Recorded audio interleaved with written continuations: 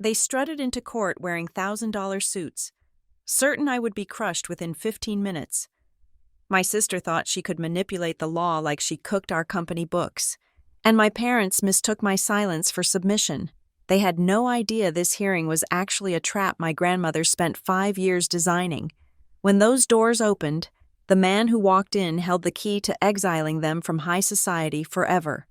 My name is Paula Withers, and if you asked the three people sitting across the aisle from me, they would tell you that I am the mistake that stains our family portrait. We were sitting in the chilled, sterile belly of a Chicago courtroom on a Tuesday morning that felt less like a new day and more like a warning.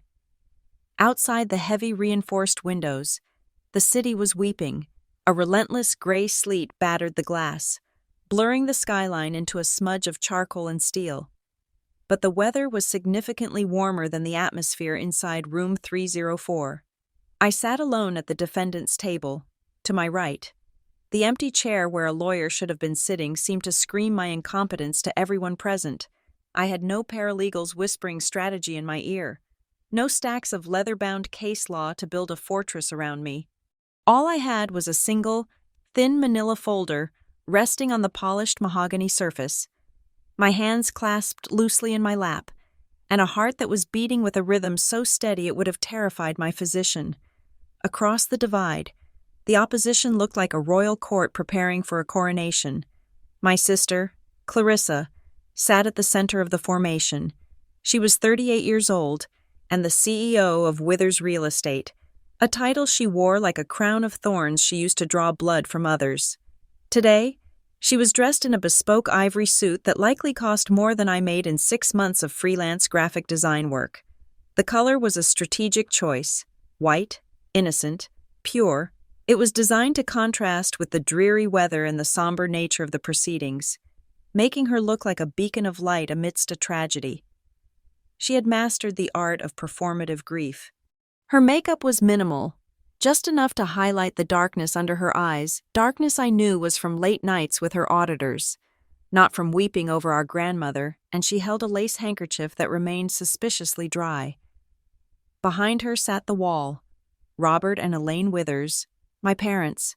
They sat stiffly in the gallery, their posture rigid, their eyes fixed on the back of Clarissa's head with a mixture of pride and anxiety. Occasionally, my mother's gaze would flicker toward me, sharp and judgmental, before darting away as if making eye contact with me would contaminate her. They looked at me with the specific kind of disappointment reserved for a child who had not only failed to launch but had actively chosen to crash. They believed my silence today was the final act of my submission. They believed I was overwhelmed, outgunned, and ready to be flattened. They were wrong. The silence in the room was heavy, broken only by the scratching of the court reporter's machine and the rhythmic tapping of rain against the glass. I let my mind drift back 2 weeks, to the day we lowered Grandmother Beatrice into the ground. It had been raining then, too. I remembered standing by the grave, the mud seeping into my cheap black heels, feeling a hole open up in my chest that was wider and deeper than the one in the earth. Beatrice had been the only person in the Withers dynasty who saw me as a human being rather than a quarterly projection. While I was choking on my own sobs, unable to speak, unable to breathe, I watched Clarissa. She had stood under a massive black umbrella held by her assistant, her eyes dry, scanning the crowd of mourners. I had seen her slide a business card to a zoning commissioner while the priest was reading the final prayer. I had heard her whisper to Father, not about the loss of his mother, but about the prime real estate location of the cemetery and how the zoning laws might be circumvented for a luxury condo development nearby. To them, Beatrice's death wasn't a tragedy. It was an acquisition opportunity. That was the moment my grief had hardened into something cold and sharp. That was the moment I agreed to spring the trap.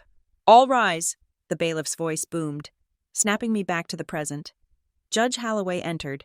He was a man who looked like he had been carved out of granite, with bushy gray eyebrows and a demeanor that suggested he had zero patience for family squabbles. He took his seat, the leather chair groaning under his weight, and peered over his spectacles at the two tables. "Estate of Beatrice Withers," Judge Holloway announced. his voice gravelly. Motion for emergency transfer of estate management. I see the petitioner is present. And the respondent is representing herself. Yes, Your Honor, I said softly. My voice did not tremble. Very well, the judge grunted, looking unimpressed. Proceed. Clarissa's lawyer stood up, Attorney Vance. He was a man who seemed to be coated in a thin layer of oil. From his slicked-back hair to the shine on his Italian loafers, he buttoned his jacket with a flourish, a gesture practiced in front of a mirror to convey authority. He didn't look at me. To him, I was merely an obstruction, a speed bump on the highway to his contingency fee. Your Honor, Vance began, his voice smooth and projecting to the back of the room, as if he were performing Shakespeare rather than arguing probate law. We are here today with heavy hearts. My client, Ms. Clarissa Withers, is the devoted granddaughter of the deceased and the current CEO of the family empire. She seeks only to preserve the legacy that her grandmother built. He paused for effect, walking toward the judge's bench, holding a thick binder of documents. The respondent, Ms. Paula Withers, he gestured vaguely in my direction with a limp hand, has unfortunately demonstrated a pattern of instability throughout her adult life. She acts as a freelancer with no steady income, resides in a studio apartment in a transitional neighborhood, and has no experience in financial management. We have reason to believe that the late Beatrice Withers was under undue influence during her final months, confused by dementia and isolated by the respondent. I watched Clarissa as he spoke. She kept her head bowed, playing the role of the concerned sister perfectly, but I saw the corner of her mouth twitch. It was a micro-expression of triumph. She was enjoying this.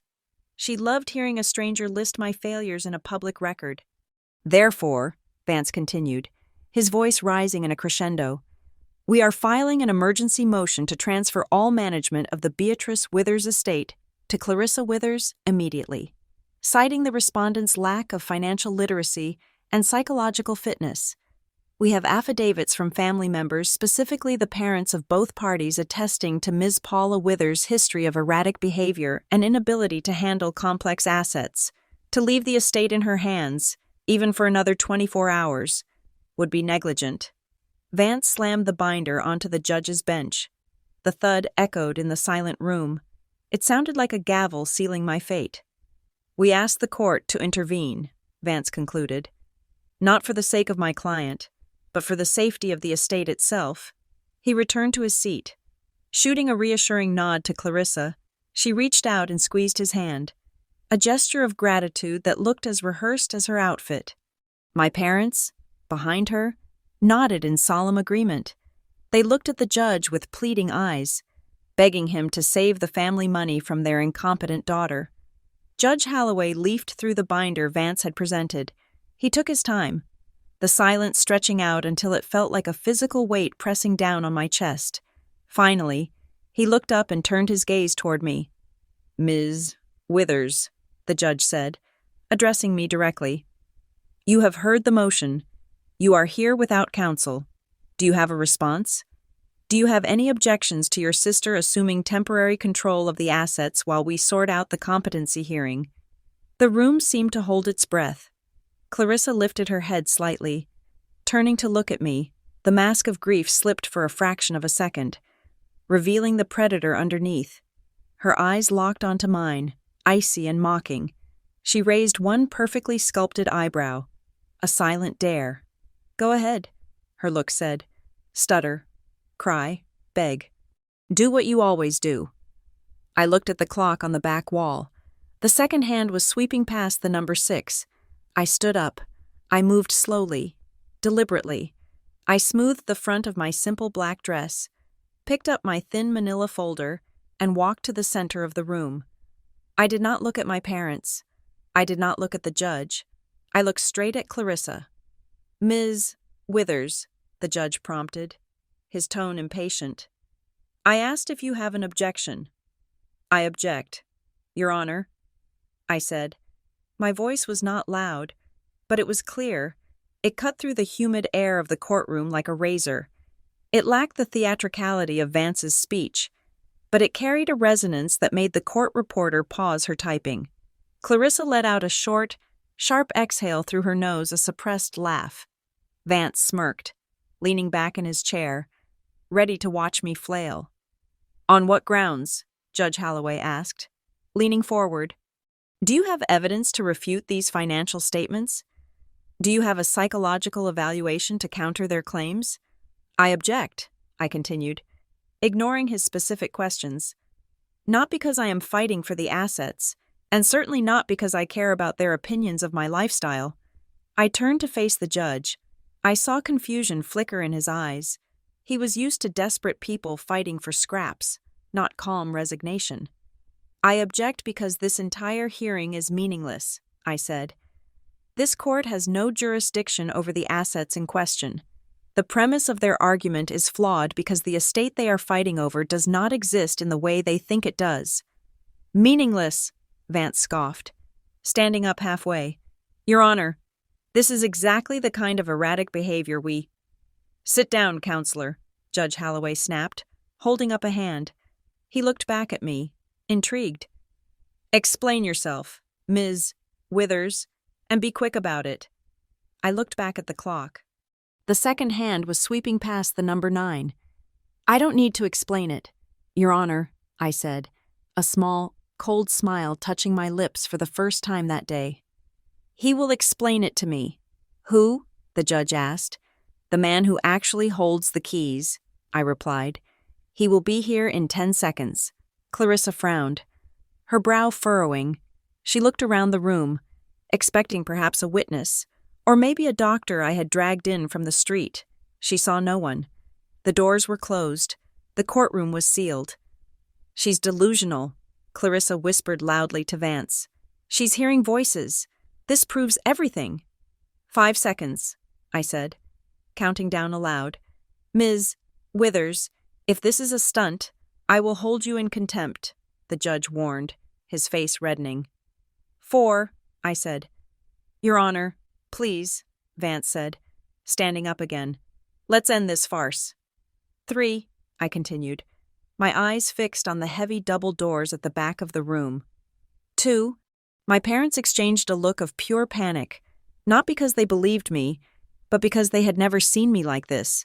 They had never seen the daughter who apologized for existing suddenly stand like a statue made of iron. 1. Precisely as the word left my lips, the heavy oak doors of the courtroom did not just open. They swung wide with a smooth, heavy momentum. As if pushed by an invisible force, the sound of the rain outside momentarily grew louder, then was silenced as the doors began to close behind the figure who had just stepped across the threshold. The atmosphere in the room shifted instantly.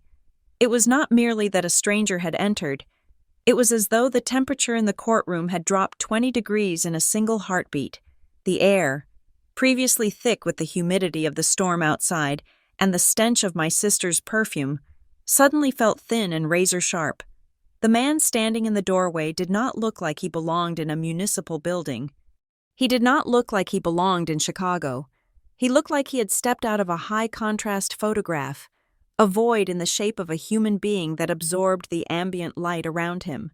Clarissa blinked, her perfectly mascaraed lashes fluttering in genuine confusion.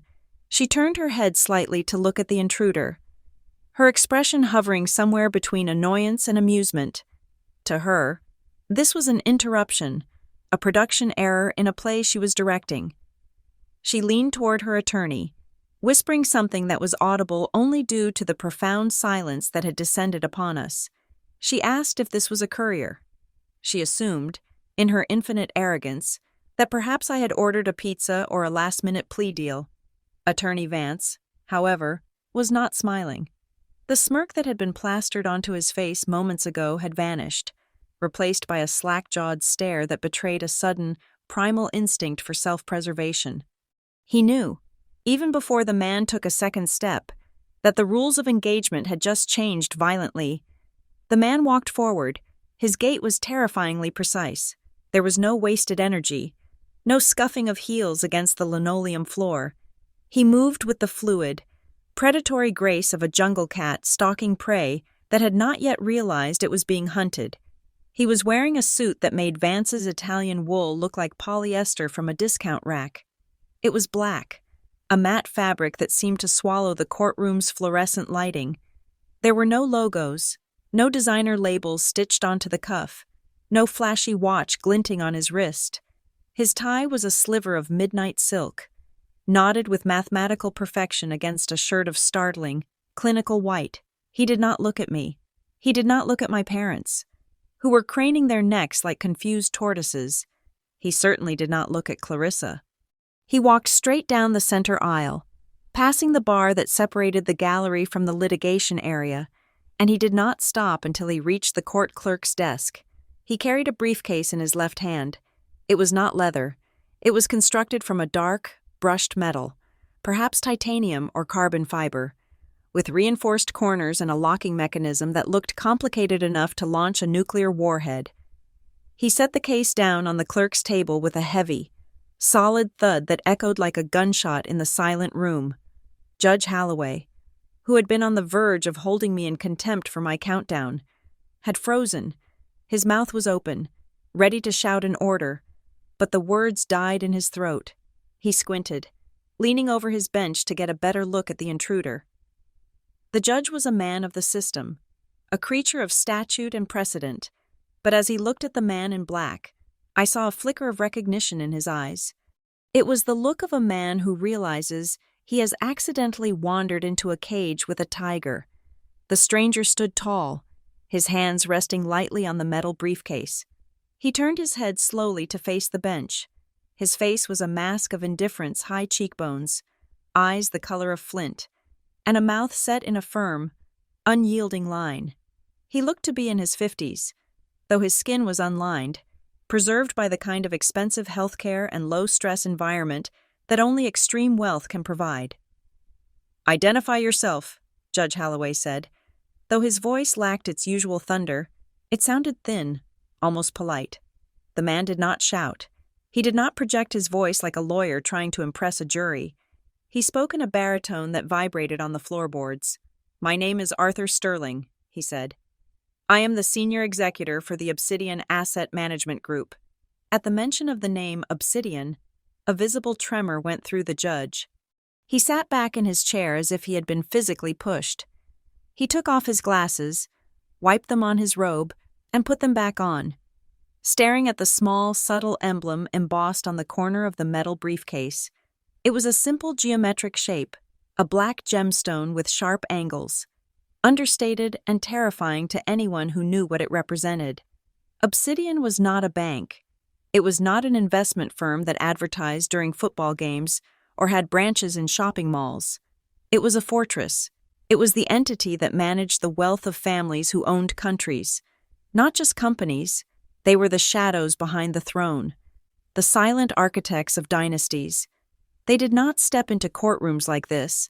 They did not deal with probate hearings in Chicago. Their presence here was like an aircraft carrier docking in a fishing pond. Clarissa, oblivious to the nuances of the ultra-elite financial world, leaned over to Vance again. Her whisper was louder this time, tinged with irritation. "Who is this clown?" she hissed, gesturing with her manicured hand. "Is he safe? Why is the judge letting him interrupt? Tell him to leave." Vance did not turn to her. He could not take his eyes off Sterling. I saw a bead of sweat detach itself from Vance's hairline and roll down his temple, cutting a track through his bronzer. "Shut up, Clarissa," Vance whispered back, his voice trembling. It was the first time he had ever spoken to her without a tone of sycophantic worship. "Excuse me," Clarissa recoiled, offended. "That is not security," Vance hissed, his eyes wide with fear. "That is the financial Grim Reaper. If he is here, we are not just losing, we are already dead." Sterling ignored their whispering. He clicked the latches on the briefcase. The sound was sharp, mechanical, and final. He lifted the lid, revealing a neatly organized interior lined with velvet. He extracted a single document. It was bound in a blue cover, stamped with a wax seal that was a deep blood red. I represent the Beatrice Withers Perpetual Trust, Sterling announced to the room. I am here to inform the court that the proceedings taking place today are null and void due to a lack of subject matter jurisdiction. Vance stood up. It was a reflex, a muscle memory from years of objecting to everything, but his legs looked shaky. He gripped the edge of the table to steady himself. "Objection," Vance said, his voice cracking slightly. "We have the last will and testament of Beatrice Withers, dated 6 months ago. It is notarized. It is filed. You cannot just walk in here and declare jurisdiction invalid based on what? Who are you to override the probate court?" Sterling turned his head slowly to look at Vance. It was the look a scientist gives to a bacteria sample in a petri dish. "The document you hold," Sterling said, gesturing to the thick binder Vance had been waving around earlier, "is irrelevant. It is a decoy. It governs the disposition of personal effects, clothing, jewelry, sentimental knickknacks. It does not govern the assets." "That is absurd," Clarissa shouted. Finally losing her composure, she stood up, her face flushing a mottled red. "I am the CEO. I know every asset my grandmother owned. I saw the bank accounts. I saw the deeds." Sterling did not raise his voice. He simply held up the blue-bound document. "You saw what you were allowed to see. Ms. Withers," Sterling said coolly. "You saw the operating accounts. You saw the liquid cash intended for daily expenses. You did not see the corpus of the estate because it was removed from your view long before you decided to forge your path to the CEO chair." He turned back to the judge. "Your Honor," Sterling continued, "5 years ago, Beatrice Withers engaged Obsidian to restructure her entire estate. She anticipated that upon her decline or death, there would be significant infighting." He paused, letting the word hang in the air. Infighting. A polite word for the scavenging my family was attempting. "To prevent this," Sterling said, "she transferred 100% of her controlling shares in Withers Real Estate, along with all her liquid capital, investment portfolios, and real property, into a blind trust." "A blind trust," Judge Holloway repeated, leaning forward. "Correct," Sterling replied. "The Obsidian Blind Trust number 472, the transfer was completed, taxes were paid, and the titles were recorded 5 years ago. Beatrice Withers ceased to own these assets personally at that time. Therefore, they are not part of her probate estate. They do not pass through her will. They are not subject to this court's distribution orders." Sterling walked forward and handed the document to the bailiff, who took it as if it were a holy relic and hurriedly passed it up to the judge. "The document in your hands," Sterling stated, "is the deed of trust. It is irrevocable. It is absolute, and it designates the sole beneficiary and the conditions under which the trust operates." Vance was flipping through his papers frantically, his hands shaking so hard that pages were sliding onto the floor. "This has to be a forgery," he stammered. "We did due diligence. We checked the county records. Obsidian records are sealed at the federal level under privacy statutes for high-net-worth individuals," Sterling said, dismissing him without looking. "You checked the public records. You checked the wrong books." I watched Clarissa. The color was draining from her face in a fascinating, horrifying gradient. It started at her forehead and washed down to her neck, leaving her looking like a wax statue that was beginning to melt. She gripped the back of the chair in front of her, her knuckles turning white. 5 years, she whispered. The realization was hitting her like a physical blow. 5 years ago meant that for the entire time she had been strutting around the office, firing people, cutting corners, and acting like she owned the world. She had owned nothing. She had been a glorified manager, playing with toys that belonged to a trust she didn't even know existed. "But I'm the heir," Clarissa stammered, her voice sounding small and childish. "I'm the eldest. The company, it's mine." "It has never been yours," Sterling said. He turned to face her fully now. "You have been operating as an employee of the trust, and as of this morning, the trust has questions about your performance." My parents, sitting behind Clarissa, looked like they had been struck by lightning. My father, Robert, opened and closed his mouth like a fish out of water. He had spent the last decade deferring to Clarissa because he thought she held the purse strings. Now, he was realizing that he had bet on a horse that wasn't even in the race. "This is a trick," my mother shrieked, her voice shrill and hysterical. "Paula put you up to this. She doesn't have 2 nickels to rub together. She couldn't hire a firm like whatever you are." Sterling allowed a faint, icy smile to touch his lips. It was not a nice smile. "You are correct, Mrs. Withers," he said. "Paula did not hire us. Beatrice did, and she paid our fees in advance, for the next 50 years. Judge Holloway looked up from the document. His face was pale. He looked at Vance, then at Clarissa, and finally at me. "Mr. Vance," the judge said, his voice grim. "This document appears to be in order. It has the seal of the Department of the Treasury and the signature of the Chief Justice of the State Supreme Court as a witness to the trust formation. This is ironclad." "But, Your Honor," Vance protested weakly, "the timing—" "Be quiet," the judge snapped. "If this trust exists, then you have dragged my court into a matter over which I have zero authority. You have wasted the taxpayers' money and my time." Sterling cleared his throat softly. It was a small sound, but it silenced the judge immediately. "There is one more thing, Your Honor," Sterling said. "While the trust removes the assets from the probate court, there is a specific clause within the trust agreement that is triggered by today's events. A clause that Beatrice insisted upon." He reached into the briefcase again. The sound of the metal latch clicking open seemed louder this time. "She called it the no contest contingency," Sterling said. "But in the legal world, we refer to it as the nuclear option." I watched Clarissa's hands. They were trembling violently now. She looked at me, her eyes wide with a mixture of hatred and terrifying realization. She knew. Somewhere, deep down in the blackened pit of her soul, she knew that she had walked into a room with no exit.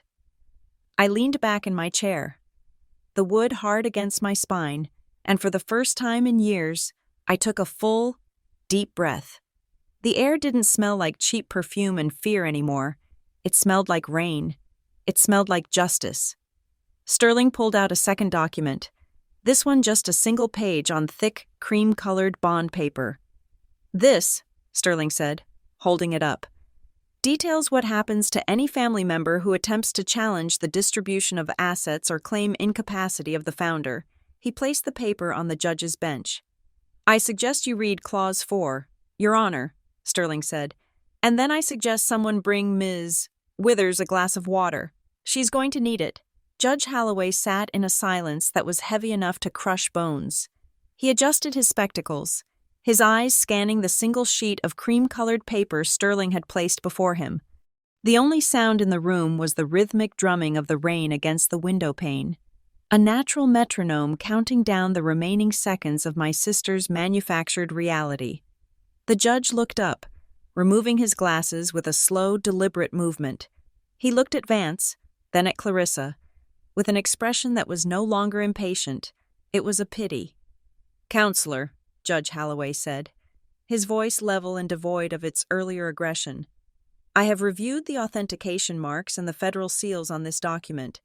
The Obsidian Trust is a sovereign legal entity. The jurisdiction of this probate court is effectively dissolved regarding the assets in question. But before I dismiss this case, I believe Mr. Sterling has a point regarding the specific terms of the trust." Vance was sweating profusely now. The moisture had broken through his foundation, leaving his forehead slick and shiny under the harsh fluorescent lights. He tried to muster a shred of professional dignity, buttoning his jacket as he stood. "Your Honor, if the assets are in a trust, then we will simply file a petition to review the trust's administration," Vance said, his voice trembling slightly. "We will move this to civil court. My client has a right to ensure her inheritance is being managed correctly." Sterling did not laugh, but the air around him seemed to vibrate with a suppressed, cold amusement. He turned his head toward Vance, his movement smooth and predatory. "That would be a standard procedure," Sterling said, his tone conversational, as if he were explaining the weather to a child. However, Beatrice Withers anticipated that her descendants would be litigious. She anticipated that greed would override familial loyalty. That is why she included Article 9. Sterling picked up the document from the judge's bench and held it up. He did not read it immediately. He let the silence stretch, letting the tension coil tighter around Clarissa's throat. Article 9 is what we in the industry call a special no-contest clause, Sterling announced. It is far more aggressive than a standard in terrorem clause. Allow me to read the relevant section for the record. He cleared his throat. If any beneficiary, direct or indirect, attempts to utilize the probate court or any other judicial body to challenge the validity of this trust, or to seize control of assets designated to the trust, rather than submitting to the private arbitration of the trustee, they shall immediately forfeit their status as a beneficiary. Their share shall be reduced to 0, and they shall be treated as if they had predeceased the grantor.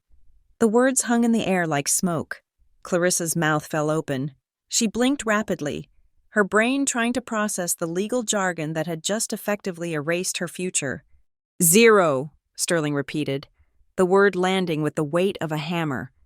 Not a percentage, not a reduced stipend. 0. Vance looked like he was about to be sick. He gripped the edge of the table, his knuckles white. That is draconian, Vance sputtered.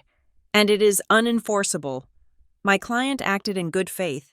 We did not know the trust existed. You cannot punish someone for filing a probate motion when they were unaware that the assets had been moved. We were operating under the assumption that the previous will was valid. This was their lifeline, the ignorance defense. If they could prove they were just stumbling in the dark, maybe the judge would show mercy.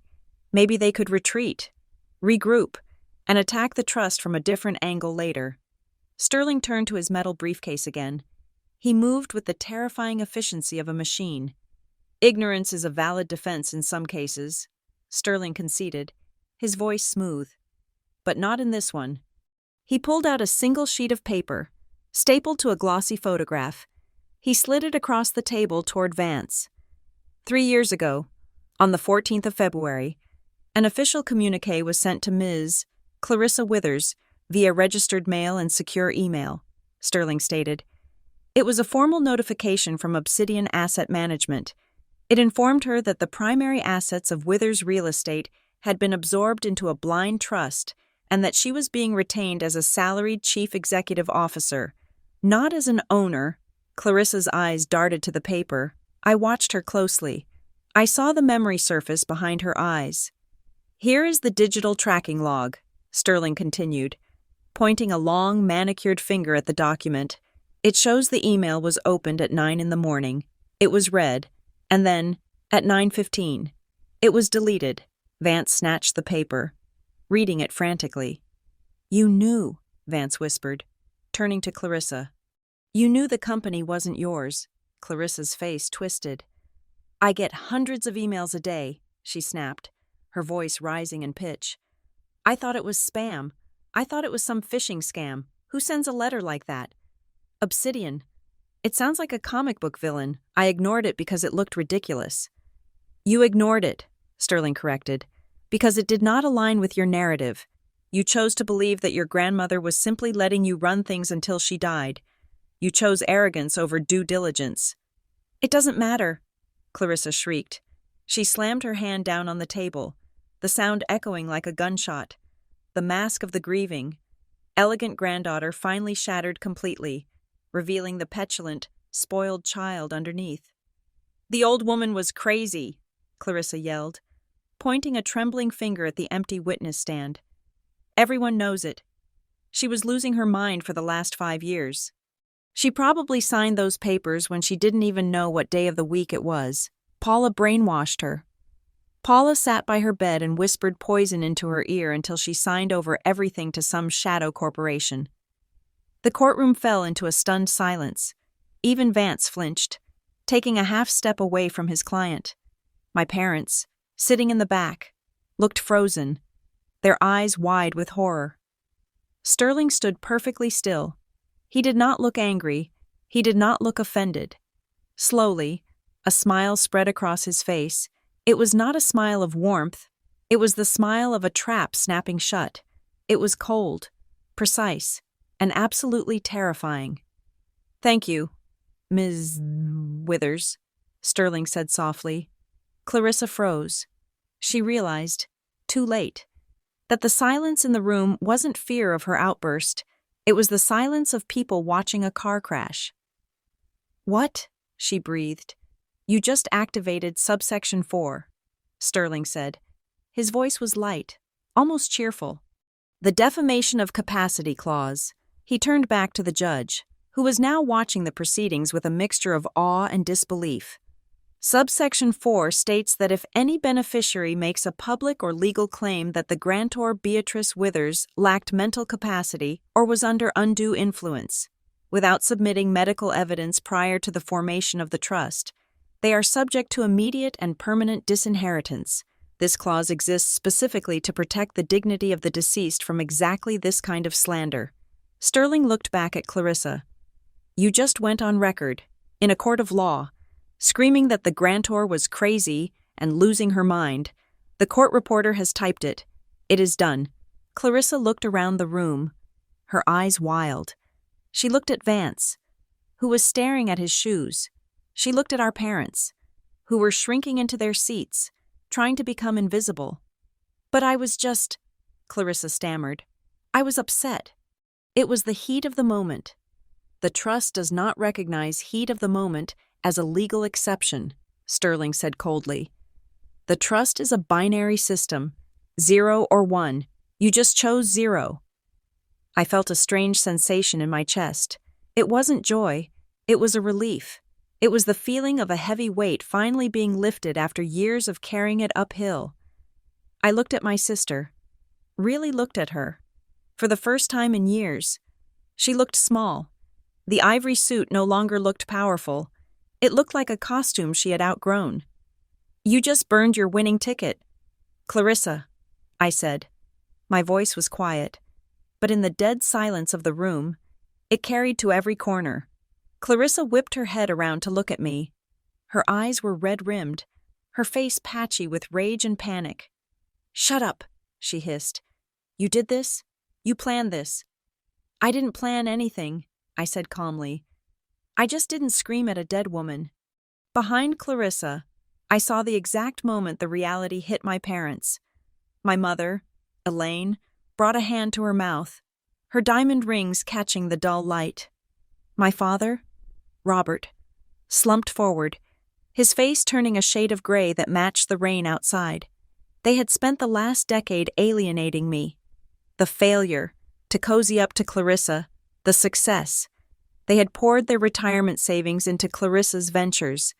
They had leveraged their own home to support her lifestyle.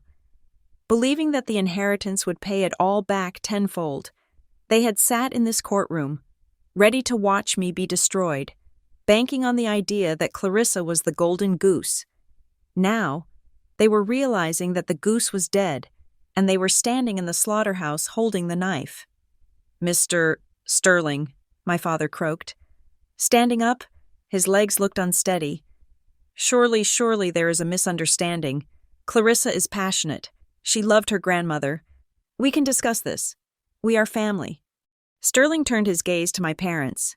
It was like a lighthouse beam sweeping over a shipwreck. "The term family appears in the trust only as a descriptor of biological relation," Sterling said. "It does not confer immunity from the terms of the contract. Clarissa Withers has violated the non-contest clause and the defamation clause. Her interest in the estate is terminated effective immediately." "But what about us?" my mother cried out, unable to stop herself. "We didn't say anything. We just sat here." "You are listed as secondary beneficiaries," Sterling said, consulting the mental file in his head. "However, your benefits are contingent on the primary beneficiary's compliance during the transition period. By supporting her motion to defraud the trust via this probate court, you have placed your own standing in precarious territory." My father sank back onto the bench. Burying his face in his hands, Judge Holloway cleared his throat. He looked at the paperwork in front of him, then picked up his gavel. "It appears," the judge said, "that the respondent is correct. This court has no jurisdiction, and even if it did, the petitioner has effectively removed herself from the will she is trying to enforce. Vance raised a hand, but it was a feeble gesture. Your Honor, we request a recess. We need to consult. There is nothing to consult about. Mr. Vance, Sterling interjected. Unless you are consulting on how to pay your own legal fees, because the estate will certainly not be covering them. Vance's eyes widened. He hadn't thought of that. He had taken this case on contingency, expecting a massive payout from the estate. If Clarissa got nothing, he got nothing, and looking at Clarissa's face, he realized she probably didn't have enough liquid cash to pay for his parking, let alone his hourly rate. I need to make a phone call, Vance muttered, grabbing his briefcase and backing away from the table. You can make your call when I'm finished, Judge Holloway barked. Sit down. The judge turned his eyes back to me. There was a new respect in his gaze. Ms.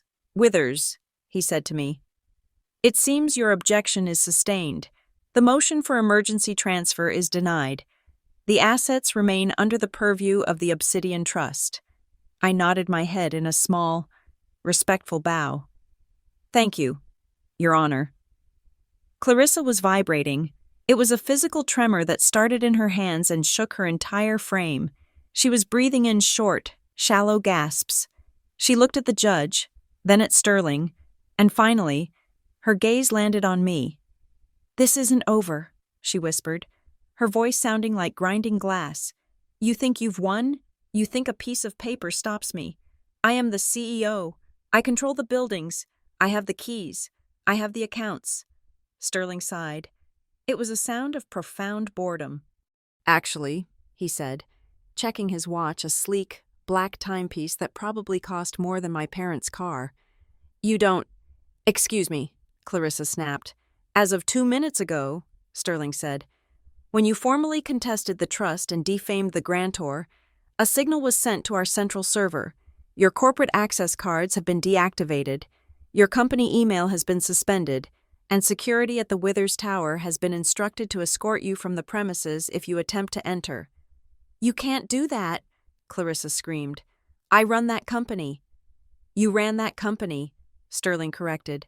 Past tense, now. You are merely a trespasser. My parents looked at each other. The panic in their eyes was shifting into something uglier. Survival instinct. I saw my mother inching slightly away from Clarissa on the bench. I saw my father look at me with a sudden, desperate calculation. They were doing the math. Clarissa was sinking. I was the only one left on the boat. But they didn't know that the boat had sailed 5 years ago, and they weren't on the passenger list. Mr. Sterling, I said, speaking up for the second time. I believe there is more. Sterling nodded at me. Acknowledgement. Indeed. Ms. Withers, we have discussed the civil penalties, but as you know, Obsidian is thorough. He turned back to the stunned courtroom. We have dealt with the violation of the trust, Sterling said. Now, we must address the reason why Ms. Clarissa Withers was so desperate to seize control of the estate today. It was not just greed, it was fear. Clarissa went rigid. The color that had returned to her face during her screaming match drained away instantly, leaving her looking like a corpse. No, she whispered. Don't. Fear, Judge Holloway asked, leaning forward again. Yes, Your Honor, Sterling said. You see, usually when a beneficiary fights for control, it is to gain wealth. In this case, Ms. Withers was fighting to hide the lack of it. He reached into the briefcase for the third time. This file was thicker. It was bound in red. We have the forensic audit, Sterling announced, and with those 5 words, the air in the room changed from tense to suffocating. This was no longer a dispute about inheritance. This was about to become a crime scene.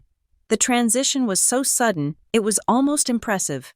One moment, Clarissa was a cornered animal, teeth bared and eyes wild with panic at the mention of a forensic audit. The next moment, she crumpled. It was not a faint, nor was it a surrender. It was a calculated physical collapse designed to trigger the protective instincts of every man in the room. She sank into her chair, her shoulders shaking, and buried her face in her hands. A sound escaped her, a choked, wet sob that sounded heartbreakingly genuine. I watched her with a numbness that had taken 30 years to cultivate. I knew about this performance. I had seen it when we were teenagers, and she crashed our father's car, only to weep until he apologized to her for the stress she was under. I had seen it when she fired her assistant for a mistake she had made herself. Clarissa weaponized fragility. She knew that in a courtroom, tears were often more persuasive than truth. Attorney Vance, sensing a lifeline in the drowning pool, immediately shifted gears. He abandoned his aggressive stance and adopted the posture of a protector. He placed a hand gently on Clarissa's shoulder, looking at the judge with eyes full of righteous indignation. "Your Honor, look at what is happening here," Vance said, his voice dropping to a hushed, respectful register. "We are getting lost in technicalities and cold corporate maneuvers, but we are forgetting the human element. My client is not just a CEO. She is a grieving granddaughter who has been systematically shut out." Vance walked back to his table and produced a new folder. This one was not thick, but he handled it as if it contained a bomb. "Mr. Sterling speaks of trusts and blind transfers," Vance continued, walking toward the bench, "but he fails to address the context in which those documents were signed. We have evidence that 5 years ago, Beatrice Withers was not the titan of industry she once was. She was a vulnerable, confused old woman." He handed the folder to Judge Holloway. "These are medical records from Dr. Aris, a private geriatric specialist." Vance lied smoothly. "They detail a diagnosis of early-onset vascular dementia. They describe paranoia, memory gaps, and a susceptibility to suggestion, and who was with her during this decline, who controlled her schedule, who screened her calls." Vance turned and pointed a finger at me. It was not the aggressive jab he had used earlier. It was an accusatory point, like a witch finder identifying a heretic. "Paula Withers," Vance declared. "The respondent isolated her grandmother. She created an echo chamber.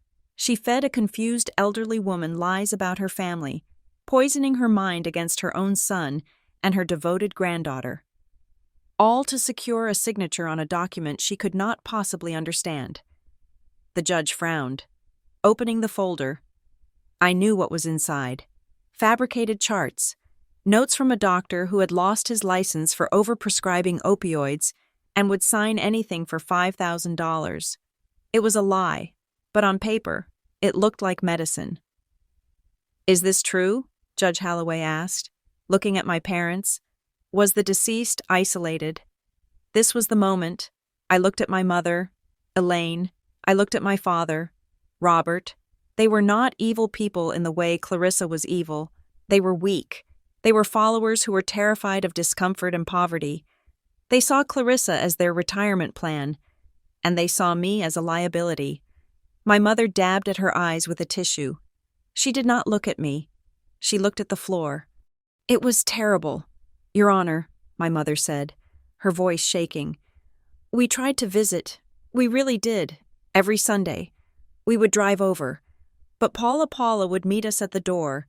She would say Mother was sleeping, or that she was having a bad day and didn't want to see anyone. We thought we were respecting her wishes. We didn't know Paula was managing her." My father nodded solemnly, finding his courage in his wife's lie. "I called my mother every week," he added, his voice deep and grave. "Paula always answered. She would say Mom was too weak to hold the phone. We were kept in the dark. We trusted Paula to care for her, and instead, she used that time to turn my own mother against me." The air in the courtroom shifted. The judge was human. He saw an older couple weeping, a granddaughter distraught, and a doctor's note confirming dementia. The narrative was compelling. It painted me as the villain, the leech who preyed on the infirm. I saw the doubt creeping into Judge Holloway's eyes. He looked from the sobbing Clarissa to the stoic Sterling, and then to me. Clarissa saw the shift. She lifted her head, her eyes red and swimming with tears. She looked directly at me, and for a moment, the mask slipped just enough for me to see the venom underneath. "How could you?" Clarissa choked out. her voice cracking perfectly. I didn't care about the money. Paula, I have my own money. I am the CEO of a multi-million-dollar corporation. I don't need my grandmother's charity. She stood up, swaying slightly as if overcome with emotion. But you, she spat, the sorrow twisting into rage. You have always been a failure. You dropped out of the architecture program. You live in that tiny apartment. You drive a car that barely starts. You needed the money. You knew you could never earn it on your own. So you stole it. You stole her from us. Her words hung in the air, toxic and heavy. The accusation was designed to hit my deepest insecurities, the failure, the disappointment. I sat perfectly still. My hands were clasped on the table, and I squeezed them together until my knuckles turned white. I felt the physical sensation of the memory washing over me, drowning out her lies. I remembered 5 years ago. I remembered the smell of the hospital room antiseptic and decaying flowers. I remembered the sound of the ventilator hissing in the corner. I remembered sitting in the hard plastic chair for 3 days straight, holding Beatrice's hand because she was terrified of dying alone. Where was Clarissa? Then I remembered checking her social media feed from that hospital chair. She was in Cabo San Lucas. She posted a photo of a margarita with the caption, "Living my best life. Where were my parents?" They were on a tour of Europe, a trip paid for by the company credit card. When I called my father to tell him his mother had pneumonia, he told me not to be dramatic and that he would visit when they got back in 2 weeks. They were not blocked. They were absent. They were not forbidden from visiting. They simply had better things to do than watch an old woman die. And now, they are rewriting history to turn their neglect into my crime. I wanted to scream. I wanted to stand up and vomit the truth all over their expensive suits. But I stayed seated. I remembered what Sterling had told me before we entered the room. Let them dig. The deeper the hole, the harder it is to climb out. Judge Holloway looked troubled. He closed the medical file and looked at Sterling. "Mr. Sterling," the judge said, "these are serious allegations. If the grantor was indeed incapacitated and isolated, the validity of the trust creation comes into question. This might need to go to trial." Clarissa sniffed loudly. Wiping her nose, she thought she had won. She thought she had muddied the waters enough to delay the execution. Sterling did not look worried. He did not look rushed. He reached into his pocket and pulled out a small, silver remote control. "Your Honor," Sterling said, his voice cutting through the emotional fog like a laser. Anticipating that Ms. Withers and her parents would resort to this specific line of fabrication, we prepared Exhibit 2. "Fabrication," Vance sputtered. "These are sworn statements." "They are lies," Sterling said simply.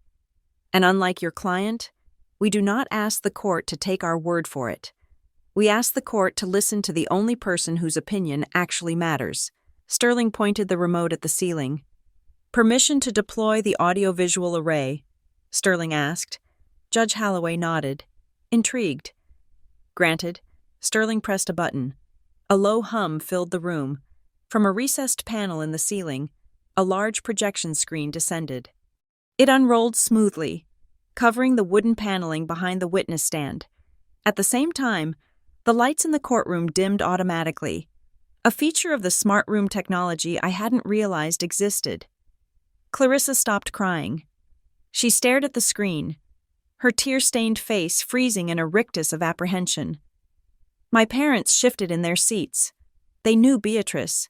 They knew that even in death, she was a force of nature. The screen flickered to life. There was no static. The image was crystal clear, high definition, shot in a professional studio setting. It was Beatrice. She was sitting in a high-backed leather chair in her library. This was not the frail, dying woman from the hospital bed. This was Beatrice from 5 years ago, before the pneumonia took its final toll. She was wearing her signature navy blazer with the gold buttons. Her silver hair was coiffed into a perfect, sharp bob. Her posture was erect, regal, and intimidating. But it was her eyes that sucked the air out of the room. They were sharp, clear, and blazing with intelligence. There was no dementia in those eyes. There was only steel. On the screen, Beatrice looked directly into the camera lens. It felt as if she were looking directly into the courtroom, making eye contact with every single one of us. Clarissa gasped. It was a sound of pure terror. In the video, Beatrice folded her hands on her lap. She took a breath, and then she spoke. Her voice was strong, raspy from years of smoking, but commanding. "My name is Beatrice Eleanor Withers," the video recording said. "Today is October 14th, 2021. I am of sound mind, sound body, and entirely out of patience." She leaned forward slightly. "If you are watching this video," Beatrice continued, a dry, dark humor coloring her tone, "it means I am dead. It also means that my son, Robert, and my granddaughter, Clarissa, are currently sitting in a courtroom, trying to convince a judge that I was senile, crazy, or manipulated." My father let out a strangled noise, like a cat being stepped on. "I am recording this statement," Beatrice said, "to ensure that their lies die in this room with them." The courtroom was so silent you could hear the rain hitting the glass, but even the storm seemed to quiet down in deference to the woman on the screen. "Let me be clear," Beatrice said, her voice hardening. "I am not suffering from dementia. I just finished solving the Sunday Times crossword puzzle in under 15 minutes. I also just finished reviewing the quarterly reports for the company, which Clarissa seems to think I don't read." On screen, she held up a document. It was a cognitive assessment from the chief of neurology at Northwestern Hospital. "Here is my certificate of mental fitness, signed this morning," she said. "It is time-stamped and notarized. So, if any two-bit lawyer has produced a note from some back-alley doctor claiming I am confused, you may use this to have him disbarred." Vance turned pale. He tried to slide the folder he had given the judge back toward himself, but Judge Holloway slammed his hand down on it, trapping the evidence of perjury under his palm. "As for the accusation that Paula isolated me," Beatrice said, her expression softening for the first time as she spoke my name, "that is the greatest lie of all." She looked away from the camera for a second, composing herself, then looked back. "Paula did not keep you away," Beatrice said, addressing the camera as if she were speaking directly to my parents. I instructed the nurses to block your numbers. Do you know why?" She paused. "Because every time you came to visit, you did not ask how I was. You did not bring me flowers. You brought me deeds. You brought me transfer papers. You hovered over my bed like vultures waiting for the carcass to cool." Clarissa was shaking her head frantically. "No," she whispered. "That's not true. She's lying." "I have hours of security footage from my home," Beatrice continued on the screen. "Footage of Clarissa screaming at my housekeeper because I was napping and couldn't sign a check. Footage of Robert complaining to his wife that I was taking too long to kick the bucket." My mother let out a wail and covered her mouth. "I chose Paula," Beatrice said, her voice fierce and protective. "Not because she manipulated me, but because she was the only one who treated me like a human being. When I was sick, she held my hand. When I was lonely, she read to me. She never asked for a dime. In fact, she tried to refuse the money I gave her for gas." Beatrice leaned back in her chair. "So, let the record show," she concluded. "I, Beatrice Withers, being of absolute sound mind, hereby declare that Clarissa Withers and her parents are cut out of my life and my legacy, not because of Paula, but because of who they are." The screen went black. The silence that followed was absolute. It was the silence of a tomb. Judge Holloway sat frozen, his hand still trapping the fake medical file. He looked up slowly, his eyes locked onto Clarissa. It wasn't just anger in his face anymore. It was revulsion. "Ms.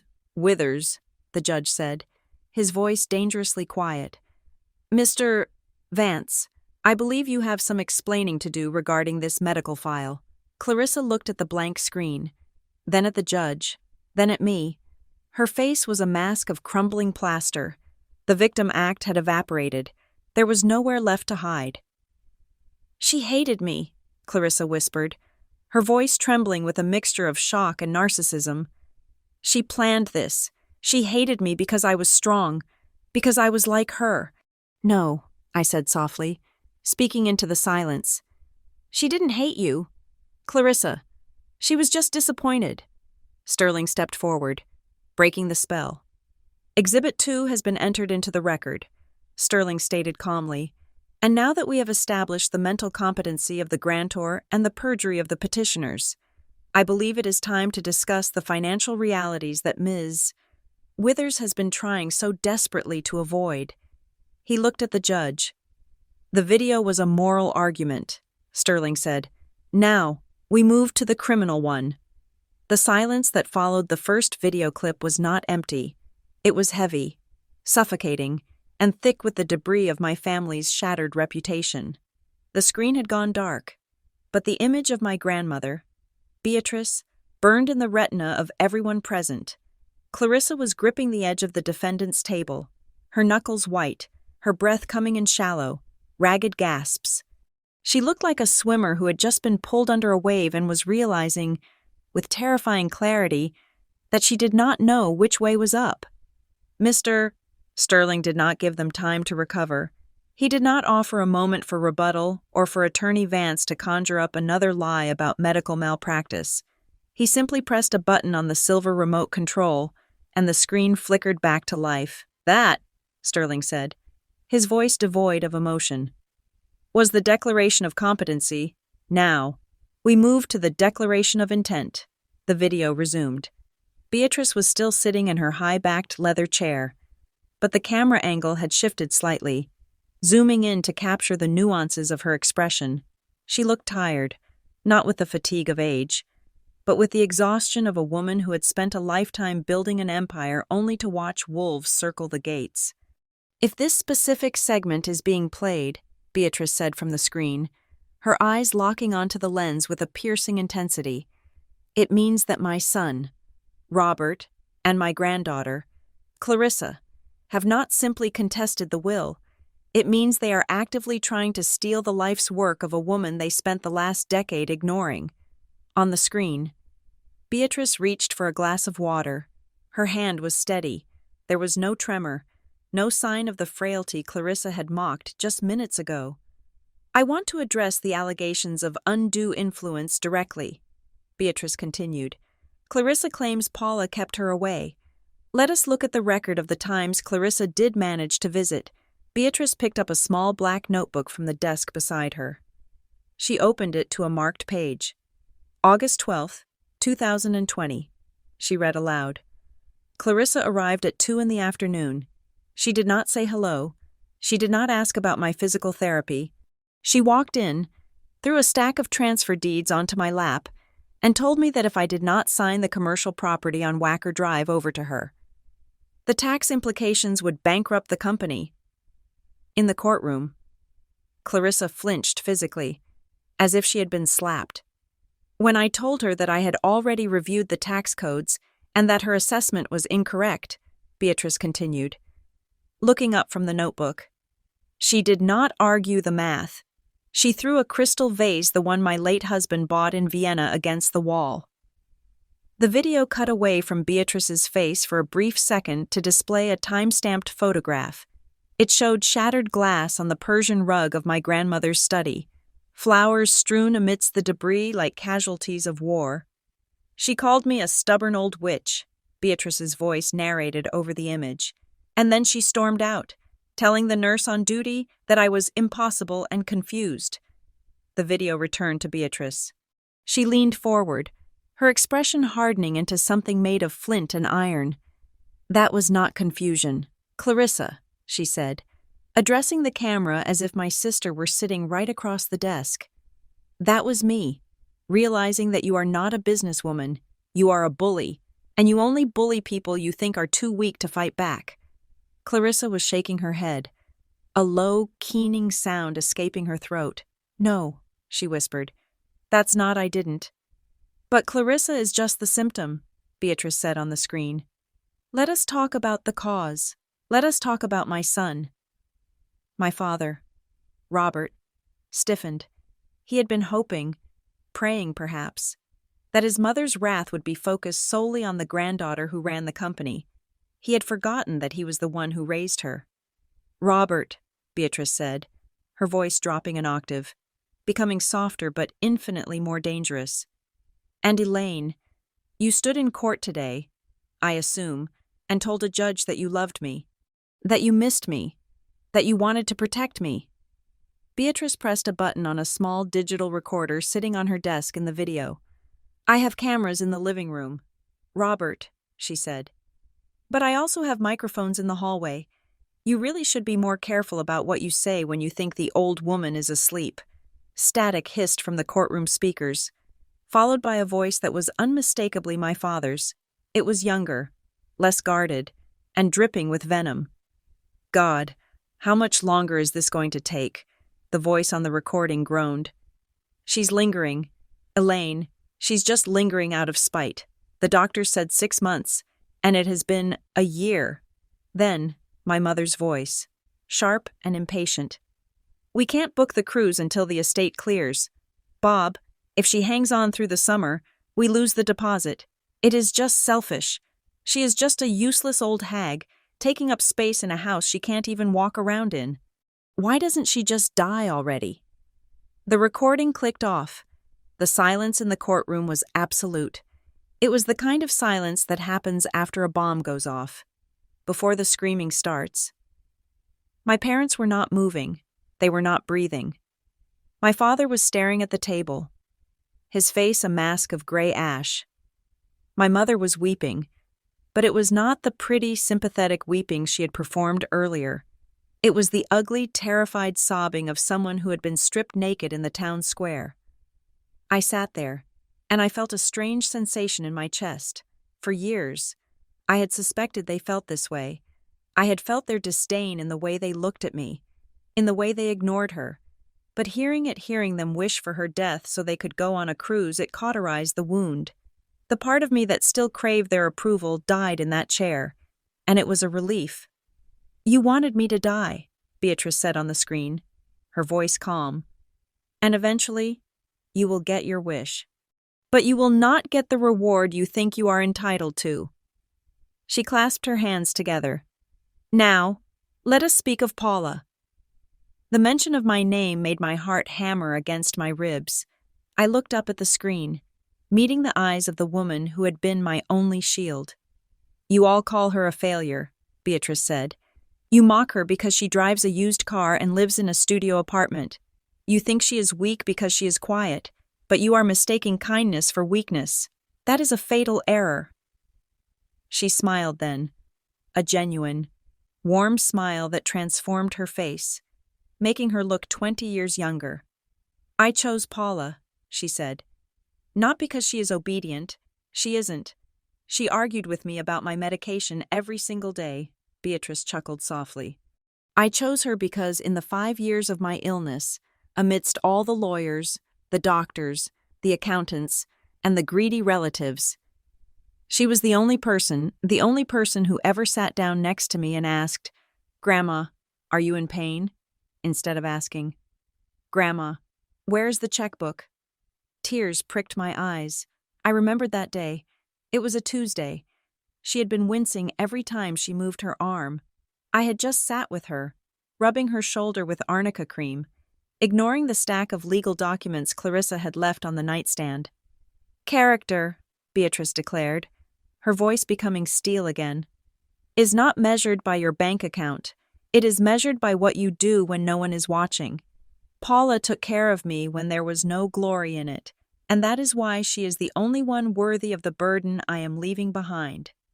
"Burden," Clarissa whispered, confused amidst her panic. "And just so we are entirely clear on the matter of my mental faculties," Beatrice said, reaching for a whiteboard marker and pulling a small rolling board into the frame. "Attorney Vance will likely try to claim that I am emotionally compromised. So, let us do a little math." She uncapped the marker. "This is the Black Skull's model for pricing options," she said, writing quickly on the board. "And this is how it applies to the current liquidity crisis of the Withers real estate portfolio, assuming a 4% inflation rate and a 7% depreciation in commercial asset value over the next fiscal quarter, for the next 2 minutes. The courtroom watched in stunned silence as my demented grandmother performed a complex economic calculus live on screen. She moved through the numbers with the speed and precision of a savant, explaining the variables, the risk factors, and the projected yield. It was a masterclass. It was the kind of intellectual display that would have earned a standing ovation at a harsh business school. She finished the equation, circled the final result, and capped the marker with a decisive click.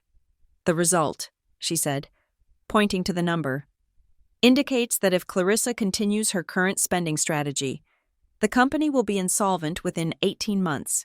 I did this calculation in my head during breakfast. If Mr. Vance can find a doctor who says I have dementia, I suggest he ask that doctor if he can solve a partial differential equation." Judge Holloway actually let out a short, incredulous laugh. He covered it quickly with a cough, but the damage was done. The idea that this woman was incompetent was now laughable. Beatrice sat back down. The humor vanished from her face. She leaned into the camera for her final statement. "I am not leaving my fortune to Paula to make her rich," Beatrice said. "Money is a tool. In the hands of a builder, it creates. In the hands of a fool, it destroys." She paused, her eyes narrowing.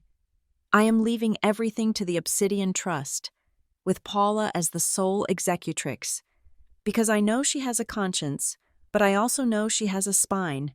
I am not giving her money. I am giving her a sword.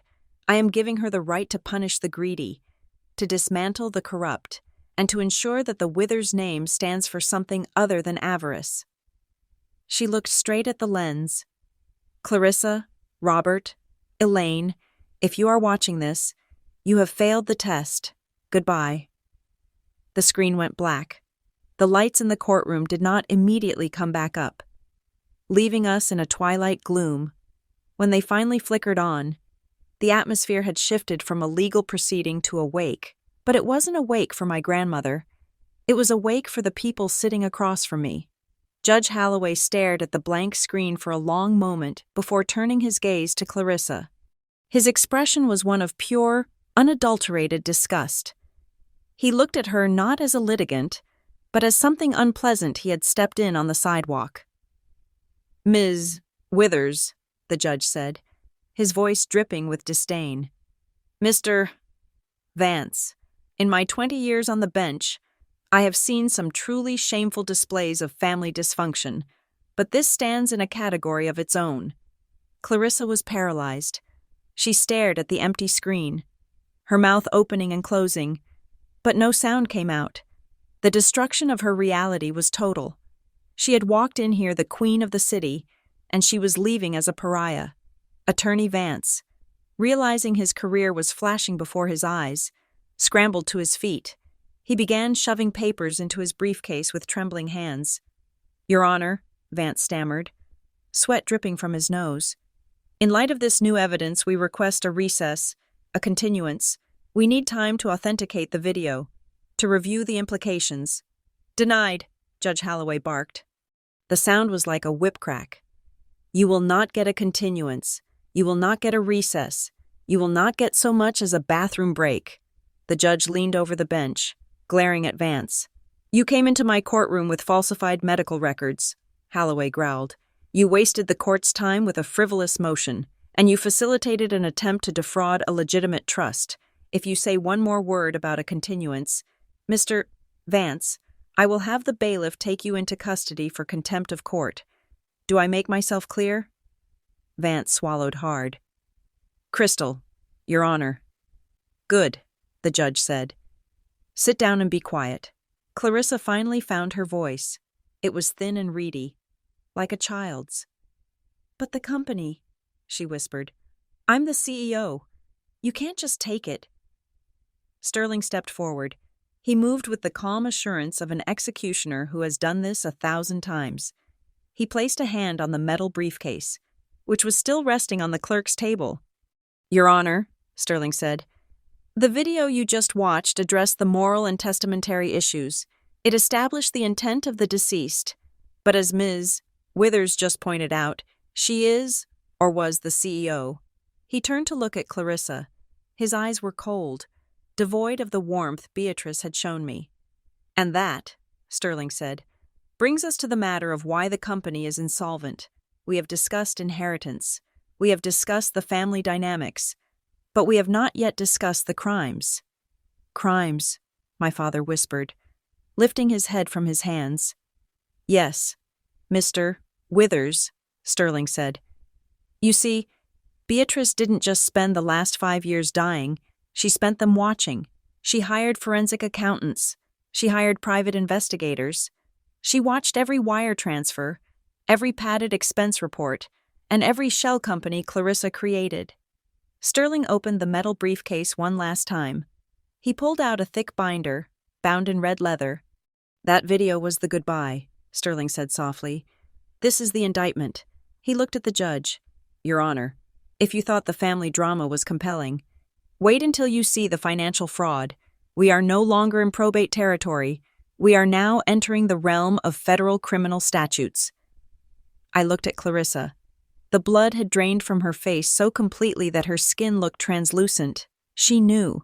She knew exactly what was in that binder. And for the first time, I saw true fear in her eyes, not the fear of losing money, but the fear of a cage. The red binder landed on the table with a sound that was heavier, denser, and far more ominous than the metallic thud of the briefcase. It did not sound like paper.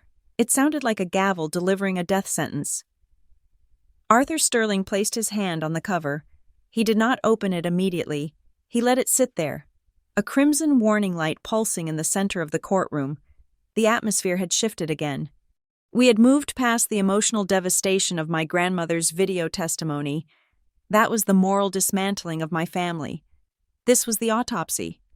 What is that? Clarissa asked. Her voice was brittle, cracking at the edges.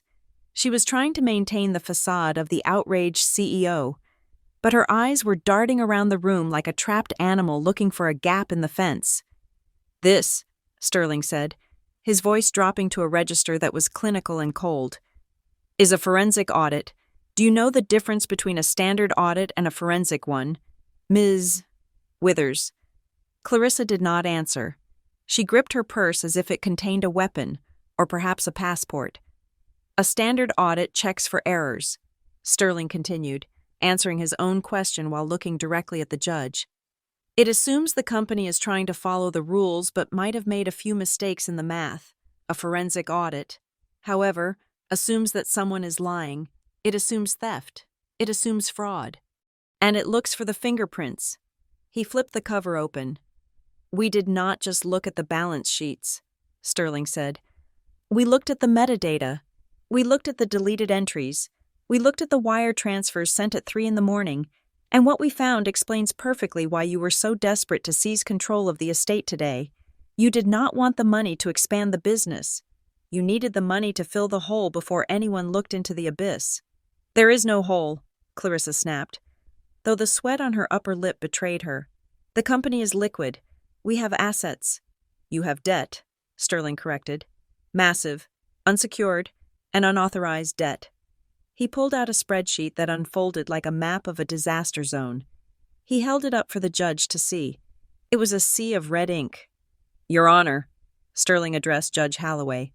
The Withers real estate portfolio is currently missing approximately $12,400,000 in liquid capital.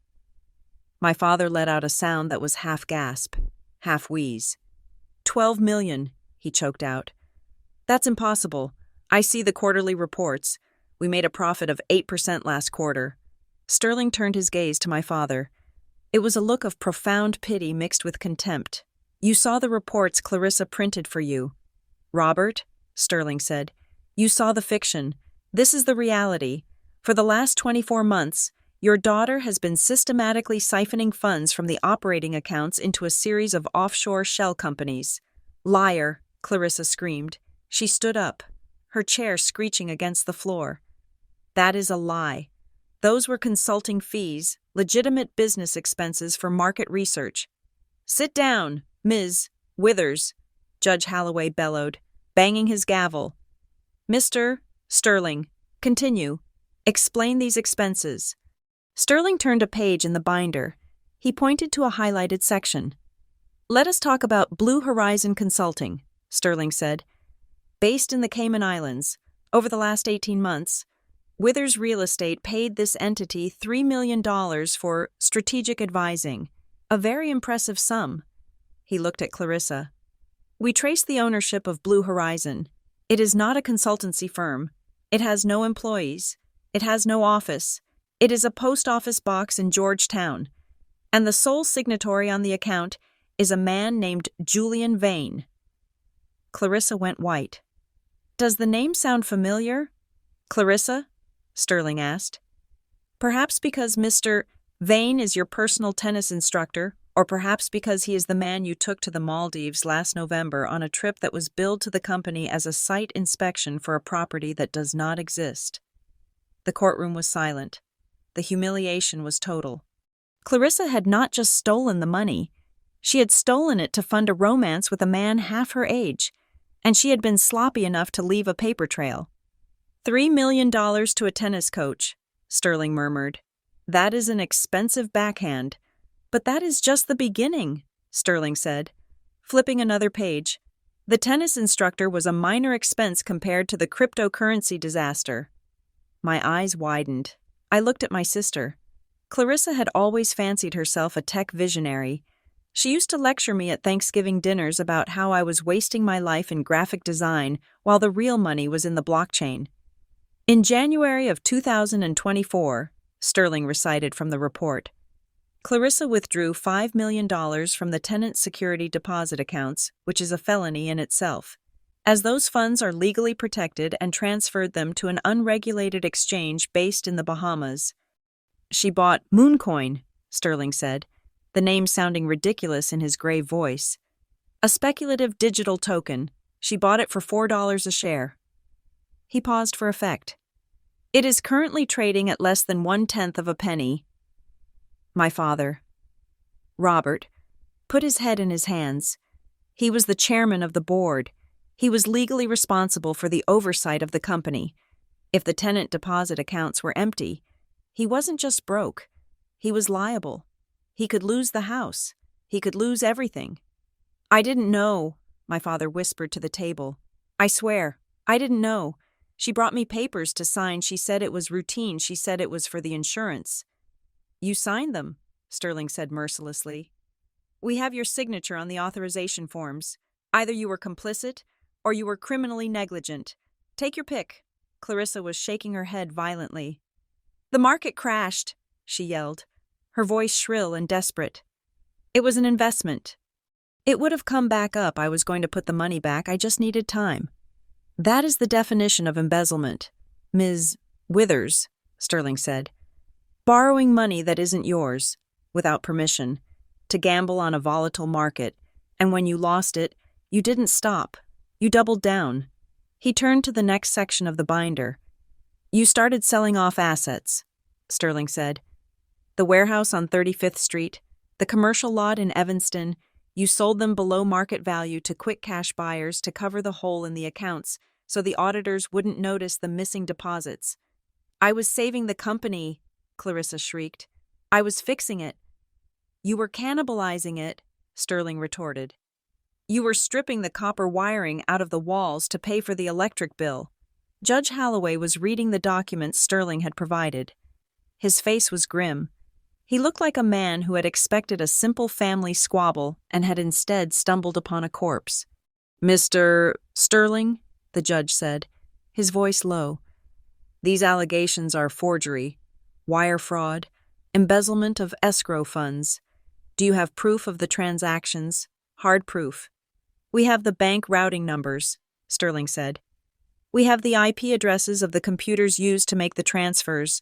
We have the emails Clarissa sent to her broker instructing him to override the safety protocols. And most damning of all, we have the audio. Audio, Clarissa whispered. Your grandmother was thorough, Sterling reminded her. She hired a private investigator 2 years ago, not to spy on your personal life, but to protect the legacy. She knew something was wrong when the dividend checks started getting smaller. Sterling pulled a USB drive from the binder and held it up. This drive contains recorded phone calls between Clarissa Withers and a man named Vinny, who specializes in falsifying lien waivers. In these calls, Ms. Withers explicitly discusses how to hide the missing $5 million from the annual report by creating fake invoices for roof repairs on buildings that were brand new. Clarissa slumped in her chair. The fight had gone out of her. She looked like a deflated balloon. The arrogance, the poise, the ivory suit. It all looked ridiculous now. She was just a common thief in expensive clothes. She knew, Clarissa murmured, her eyes staring at nothing. The old witch knew the whole time. She knew, Sterling confirmed, and she waited. He walked over to the edge of the table, leaning in close so that only Clarissa and the entire silent courtroom could hear him. Beatrice wanted to give you a chance, Sterling said softly. She told me, Arthur, if she comes to me, if she admits she made a mistake and asks for help, we will fix it. We will pay back the money. We will quietly remove her from the CEO role, and we will get her therapy for her gambling addiction. I felt a lump form in my throat. Even at the end, even after everything Clarissa had done, Beatrice had left a door open. She had offered a path to redemption. She waited for 2 years, Sterling said. She waited on her deathbed. She waited until her final breath for you to walk into that room and say, Grandmother, I messed up. But you didn't. You walked in and asked for the deed to the lake house. Clarissa flinched. And then, Sterling continued, his voice hardening, after she died, you had one last chance. You could have accepted the will. You could have walked away.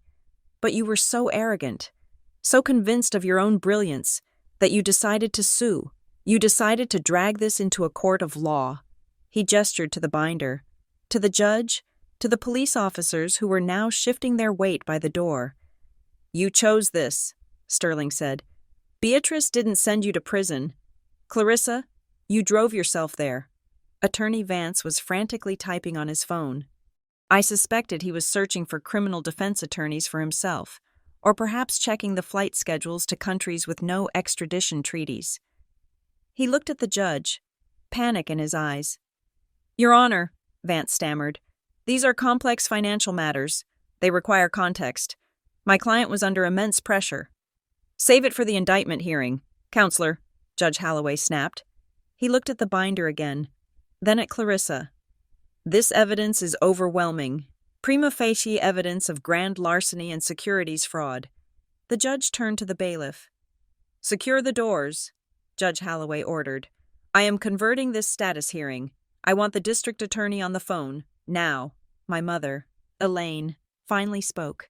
She reached out and grabbed my father's arm, her fingernails digging into his suit jacket. Robert, she hissed, do something. Tell them we didn't know. Tell them it was all her. My father looked at Clarissa, his favorite child, the one he had bragged about at the country club, the one he had pitted against me for our entire lives. He looked at her, and I saw the bond sever. It didn't snap with a bang. It dissolved in a puddle of cowardice. I didn't know, Robert said loudly, addressing the judge. I am just a figurehead. I signed what she told me to sign. I am a victim here too. Clarissa looked at him. Her eyes were wide, shocked. Daddy, she whimpered. Don't call me that, Robert snapped, moving away from her on the bench. You stole from us. You ruined us. I didn't steal a dime. It was pathetic.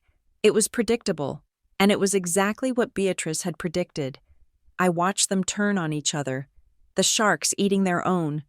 I looked at the red binder, then at Sterling, and finally at my sister. She looked small. For the first time in my life, she didn't look like the towering figure of success that I could never live up to. She looked like a frightened child who had broken a vase and was trying to glue it back together before Mom came home. But the vase was shattered, and Mom wasn't coming home. I leaned forward. I spoke clearly, my voice cutting through the murmurs of the courtroom. You know what the irony is? Clarissa, I asked. She looked at me, hate and tears mingling in her eyes. If you had just been honest, I said. If you had just been a sister, or a granddaughter, instead of a CEO, she would have forgiven you. She had the check written to cover your debt. I saw it in her safe. Clarissa's mouth dropped open. What? She was going to bail you out, I told her. She loved you that much, but you had to be the winner. You had to be the one in control. I glanced at the police officers who were now moving into position behind her chair. You didn't just lose the inheritance, Clarissa, I said, my voice devoid of pity. You didn't just lose the company. You are about to lose the one thing money can't buy. I looked at the handcuffs hanging from the officer's belt. You are about to lose your freedom. The reality of it hit her. She let out a scream, a raw, primal sound of denial. No, I am Clarissa Withers. You can't touch me. I have money. I have connections. You have nothing, Sterling said, closing the metal briefcase with a final, decisive click. The accounts are frozen, the assets are seized, and your connections.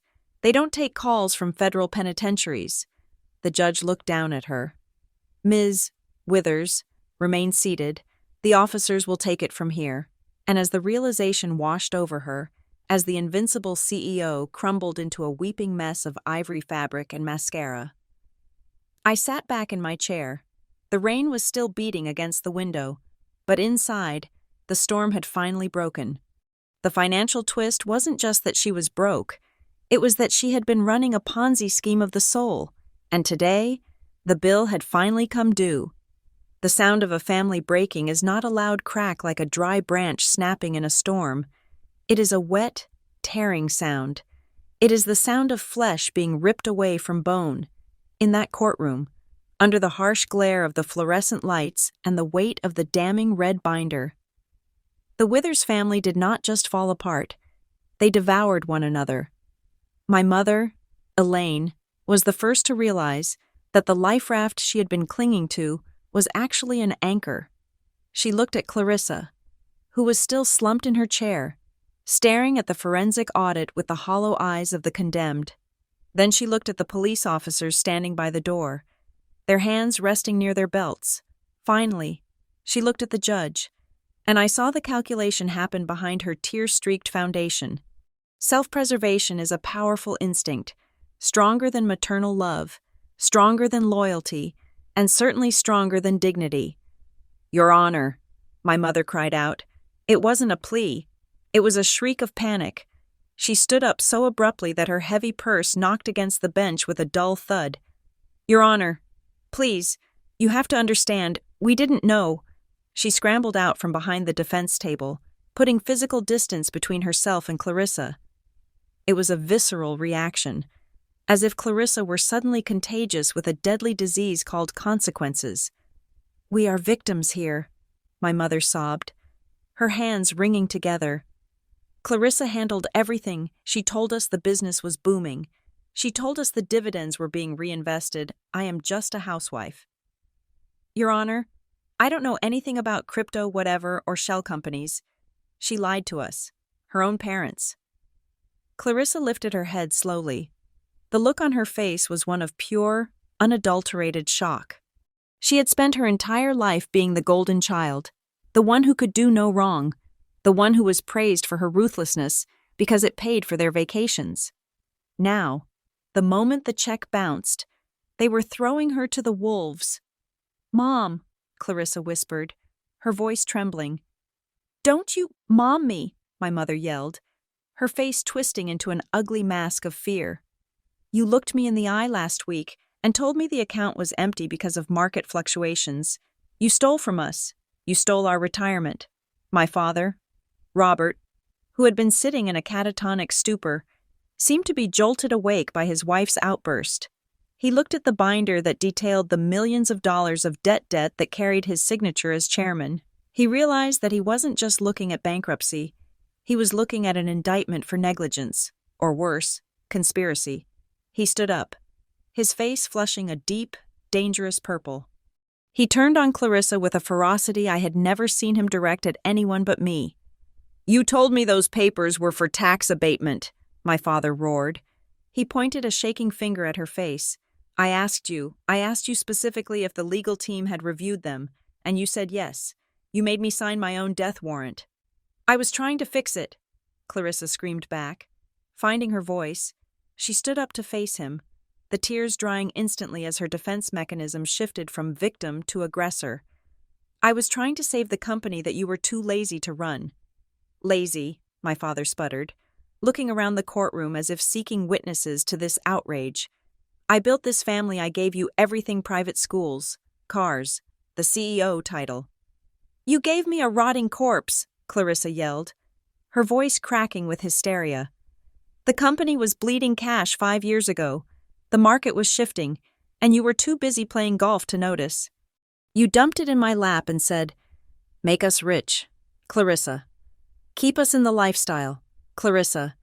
You didn't care how I did it as long as the checks cleared. That is a lie, my mother screeched, stepping toward her daughter with a raised hand. We raised you with values. We raised you to be honest. Clarissa let out a laugh. It was a jagged, manic sound that bounced off the walls of the courtroom. It was the sound of a woman who had finally snapped. Values, Clarissa mocked, her eyes wild. You raised me to win. You told me that Paula was weak because she had a conscience. You told me that winning was the only thing that mattered. Well, I tried to win. I tried to leverage the assets to make the big play, to hit the home run that would pay for your cruises and your country club dues and your endless remodeling projects. She turned to the judge, spreading her arms wide in a gesture of twisted defiance. Look at them, Clarissa shouted, pointing at our parents.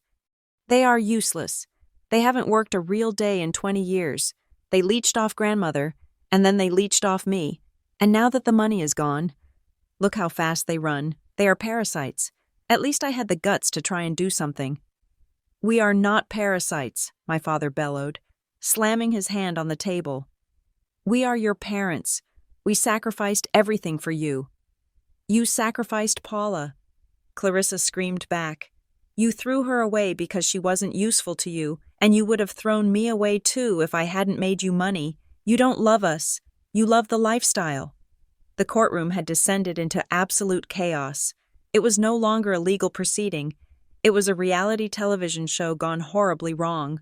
My family was airing their dirty laundry, shaking out every stain and tear for the court record, completely oblivious to the fact that they were digging their own graves. Order, Judge Holloway shouted, banging his gavel. Order in this court. But they didn't hear him. The screaming match had reached a fever pitch. My mother was clutching my father's arm, wailing about being destitute. My father was shouting about being betrayed. Clarissa was screaming insults that would have made a sailor blush. You are a failure, my father yelled at Clarissa. You are worse than Paula. At least she didn't steal from us. That was the breaking point. Clarissa lunged. She didn't hit him, but she moved with such violence that the table between them shifted with a screech of metal on linoleum. Bailiffs, Judge Holloway roared, standing up. Restrain them now. 2 officers moved in instantly. They stepped between Clarissa and my parents, using their bulk to separate the warring factions. One officer had to physically push my father back into his seat, while another stood in front of Clarissa, his hand on his taser, warning her to back down. Amidst the cacophony, I saw movement at the plaintiff's table. Attorney Vance was moving with the quiet, desperate efficiency of a rat sensing a flood. He was shoving papers into his briefcase, not organizing them, just jamming them in, crumping the edges. He wasn't looking at his client. He wasn't looking at the judge. He was looking at the exit sign. Mr. Vance, Judge Holloway barked, his attention snapping to the lawyer. Where do you think you are going? Vance froze. He clutched his briefcase to his chest like a shield. He looked pale, sweaty, and terrified. Your Honor, Vance stammered, his voice jumping an octave. I must formally request permission to withdraw as counsel. Immediately. On what grounds? The judge demanded. Conflict of interest, Vance blurted out, and potential criminal liability. My client has just admitted to facts in open court that implicate her in federal crimes. Facts she did not disclose to me. I cannot represent her without implicating myself. You mean you want to run before the indictment comes down? The judge said dryly.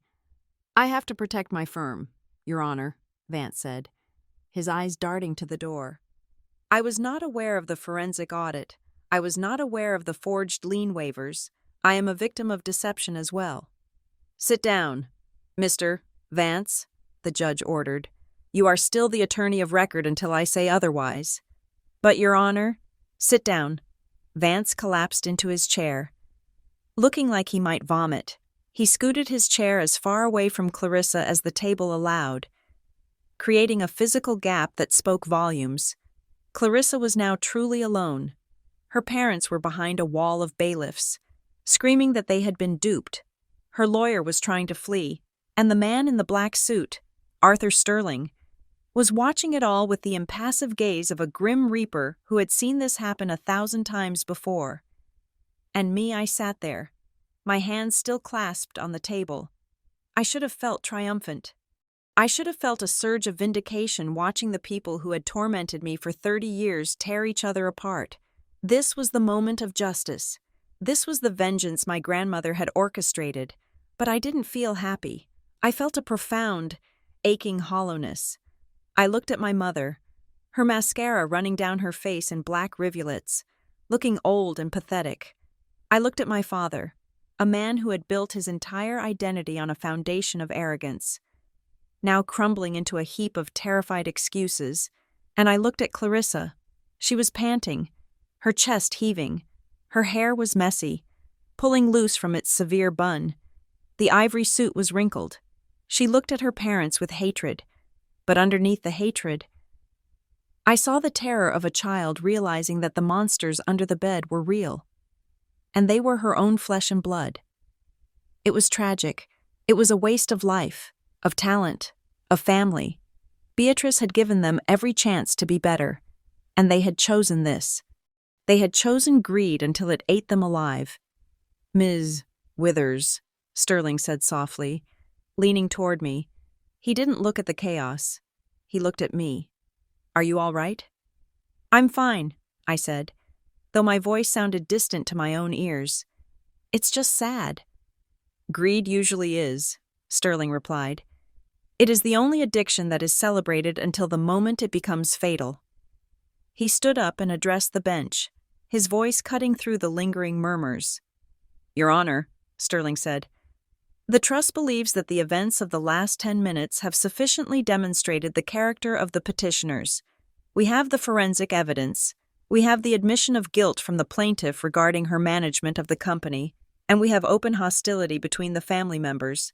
The judge nodded, rubbing his temples as if trying to massage away a headache. I have seen enough, Mr. Sterling. The court has seen enough. Judge Holloway looked down at the wreckage of the Withers family. The petition to remove Paula Withers as executor is denied with prejudice, the judge ruled, his voice final. The motion to transfer assets to Clarissa Withers is denied. Furthermore, based on the evidence presented by Mr. Sterling and the Obsidian Group, I am ordering the immediate freezing of all personal assets belonging to Clarissa Withers, Robert Withers, and Elaine Withers pending a federal investigation into the embezzlement and fraud. All of them, my mother wailed. But the house, our accounts. If you benefited from the proceeds of crime, Mrs. Withers, those assets are subject to forfeiture, the judge said coldly. I suggest you stop talking and start looking for a public defender, because I doubt you can afford private counsel anymore. The gavel came down. Bang. It was over. The trap had snapped shut. Court is in recess for 30 minutes while I draft the referral to the district attorney's office, the judge announced. Bailiffs, ensure that no one leaves this room. As the judge exited the chamber, the tension in the room didn't dissipate. It just changed shape. It became heavy and suffocating. My parents slumped onto the bench, holding each other, weeping silently now. They were broken. They were finished. I stood up. My legs felt heavy, but steady. I needed air. I needed to get away from the smell of their desperation. I turned to leave. Intending to walk toward the back of the courtroom, as I passed the plaintiff's table, Clarissa looked up. Her eyes were dry now. The panic had burned out, leaving behind something cold and hard like slag. She didn't look at her lawyer. She didn't look at her parents. She locked eyes with me. For a second, I thought she might apologize. I thought she might ask for help. Beatrice had given me the power to help her. After all. But I had forgotten who my sister was. She was a scorpion, even when drowning. She would sting the frog carrying her. She leaned forward, ignoring the bailiff who stepped closer. Her voice was a low hiss, barely audible over the rain pounding against the windows, but I heard every syllable. "You think you won," she whispered. The venom in her tone was palpable. "You think because you have the old bat's money, you're safe. You're nothing. Paula, you're a stray dog we let sleep in the house." I stopped. I looked down at her. "It's over, Clarissa," I said quietly. "Stop fighting." "It's never over," she hissed, her eyes narrowing into slits. "I have friends you don't know about. I have debts you can't pay with a trust fund. You think I'm going to prison alone?" A chill ran down my spine that had nothing to do with the air conditioning. This wasn't just a threat. It was a promise. "You will not walk out of here intact," Clarissa whispered, her voice dropping so low it was almost a vibration. "Enjoy your victory lap, little sister. It's going to be a short one." Sterling stepped in between us, his black suit acting as a visual barrier. He didn't say a word to her. He just looked at her, and then guided me away. "Come, Ms. Withers," Sterling said, his hand firm on my elbow. "Let's step into the hallway. The air is cleaner there." I walked away, but I could feel her eyes boring into my back. I could feel the hate radiating off her like heat from a fire. The judge had banged the gavel, and the money was safe. But as I walked toward the heavy oak doors, I realized that for Clarissa, this wasn't a legal battle anymore. It was a war, and she had nothing left to lose. The heavy oak doors of courtroom 304 clicked shut behind us, muting the buzz of the fluorescent lights but doing nothing to silence the storm raging in my head. Judge Holloway had granted a 30-minute recess to draft the formal referral to the district attorney, effectively placing my family in a legal purgatory. We were technically free to stand in the hallway, but the air felt thin, charged with the static of impending doom. The bailiffs stood by the elevators, arms crossed, their eyes tracking our movements like hawks circling a field of mice. I walked toward the far end of the corridor, needing distance. The hallway was lined with marble benches and portraits of long-dead judges who stared down with severe, disapproving eyes. The rain was still hammering against the floor-to-ceiling windows at the end of the hall, turning the Chicago skyline into a weeping gray blur. I leaned against the cold stone of the wall, closing my eyes for a second. The adrenaline that had sustained me through the hearing was beginning to fade. Replaced by a trembling fatigue, I had won. The trust was secure. The money was safe. But the victory felt hollow, like eating ash. A sharp, rhythmic clicking sound made me open my eyes, heels on marble, fast, aggressive. I turned just as a shadow detached itself from the pillar near the women's restroom. It was Clarissa. She didn't look like the CEO of a real estate empire anymore. Her hair, usually lacquered into an impenetrable helmet of blonde ambition, was fraying at the edges. Her mascara had smeared slightly, giving her a manic, raccoon-like appearance, but it was her hands that terrified me. She was clutching her phone with a grip so tight her knuckles were white, typing furiously. She looked up and saw me. The expression on her face wasn't regret. It wasn't fear. It was pure, distilled hatred. She shoved the phone into her pocket and marched toward me. I looked around. The bailiffs were 50 feet away, talking to each other near the elevators. My parents were huddled on a bench halfway down the hall, arguing in hushed, frantic whispers. No one was looking at this corner. We were in a blind spot. "You," Clarissa hissed. She didn't stop until she was inches from my face. I could smell the stale coffee on her breath, and the sharp tang of expensive perfume turning sour on sweating skin. "Back off, Clarissa," I said. my voice steady despite the rapid thumping of my heart. "The judge told you to stay put." "The judge is an idiot," she spat, her eyes darting around to ensure we were alone. "And you are a thief." "I'm the thief?" I asked, incredulous. "You embezzled $12 million. "I borrowed it," she shrieked, though she kept her voice to a strangled whisper. "I was going to put it back. I had a deal lined up. A big one. It would have covered everything. But you had to ruin it with your little spy games." She reached into her jacket pocket. For a second, my heart stopped. I thought she had a gun. But she pulled out a crumpled piece of paper and a pen. It was a waiver form, likely something she had carried in her purse for weeks, hoping to bully me into signing it over lunch. "Sign it," she commanded, thrusting the paper against my chest. "What?" "This is a waiver of executorship," she said, her voice trembling with a terrifying intensity. "It states that you are overwhelmed, incompetent, and that you voluntarily transfer all control of the Obsidian Trust to me, effective immediately. Sign it, date it for yesterday." I stared at her. She was delusional.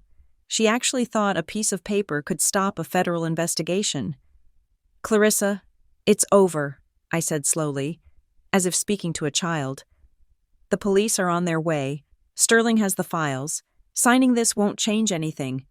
"It changes everything," she hissed, grabbing my wrist. Her nails dug into my skin, sharp and painful. "If you sign this, I am the trustee. I can fire Sterling. I can bury the audit. I can claim immunity." "You can't fire a forensic audit," I said, yanking my arm back.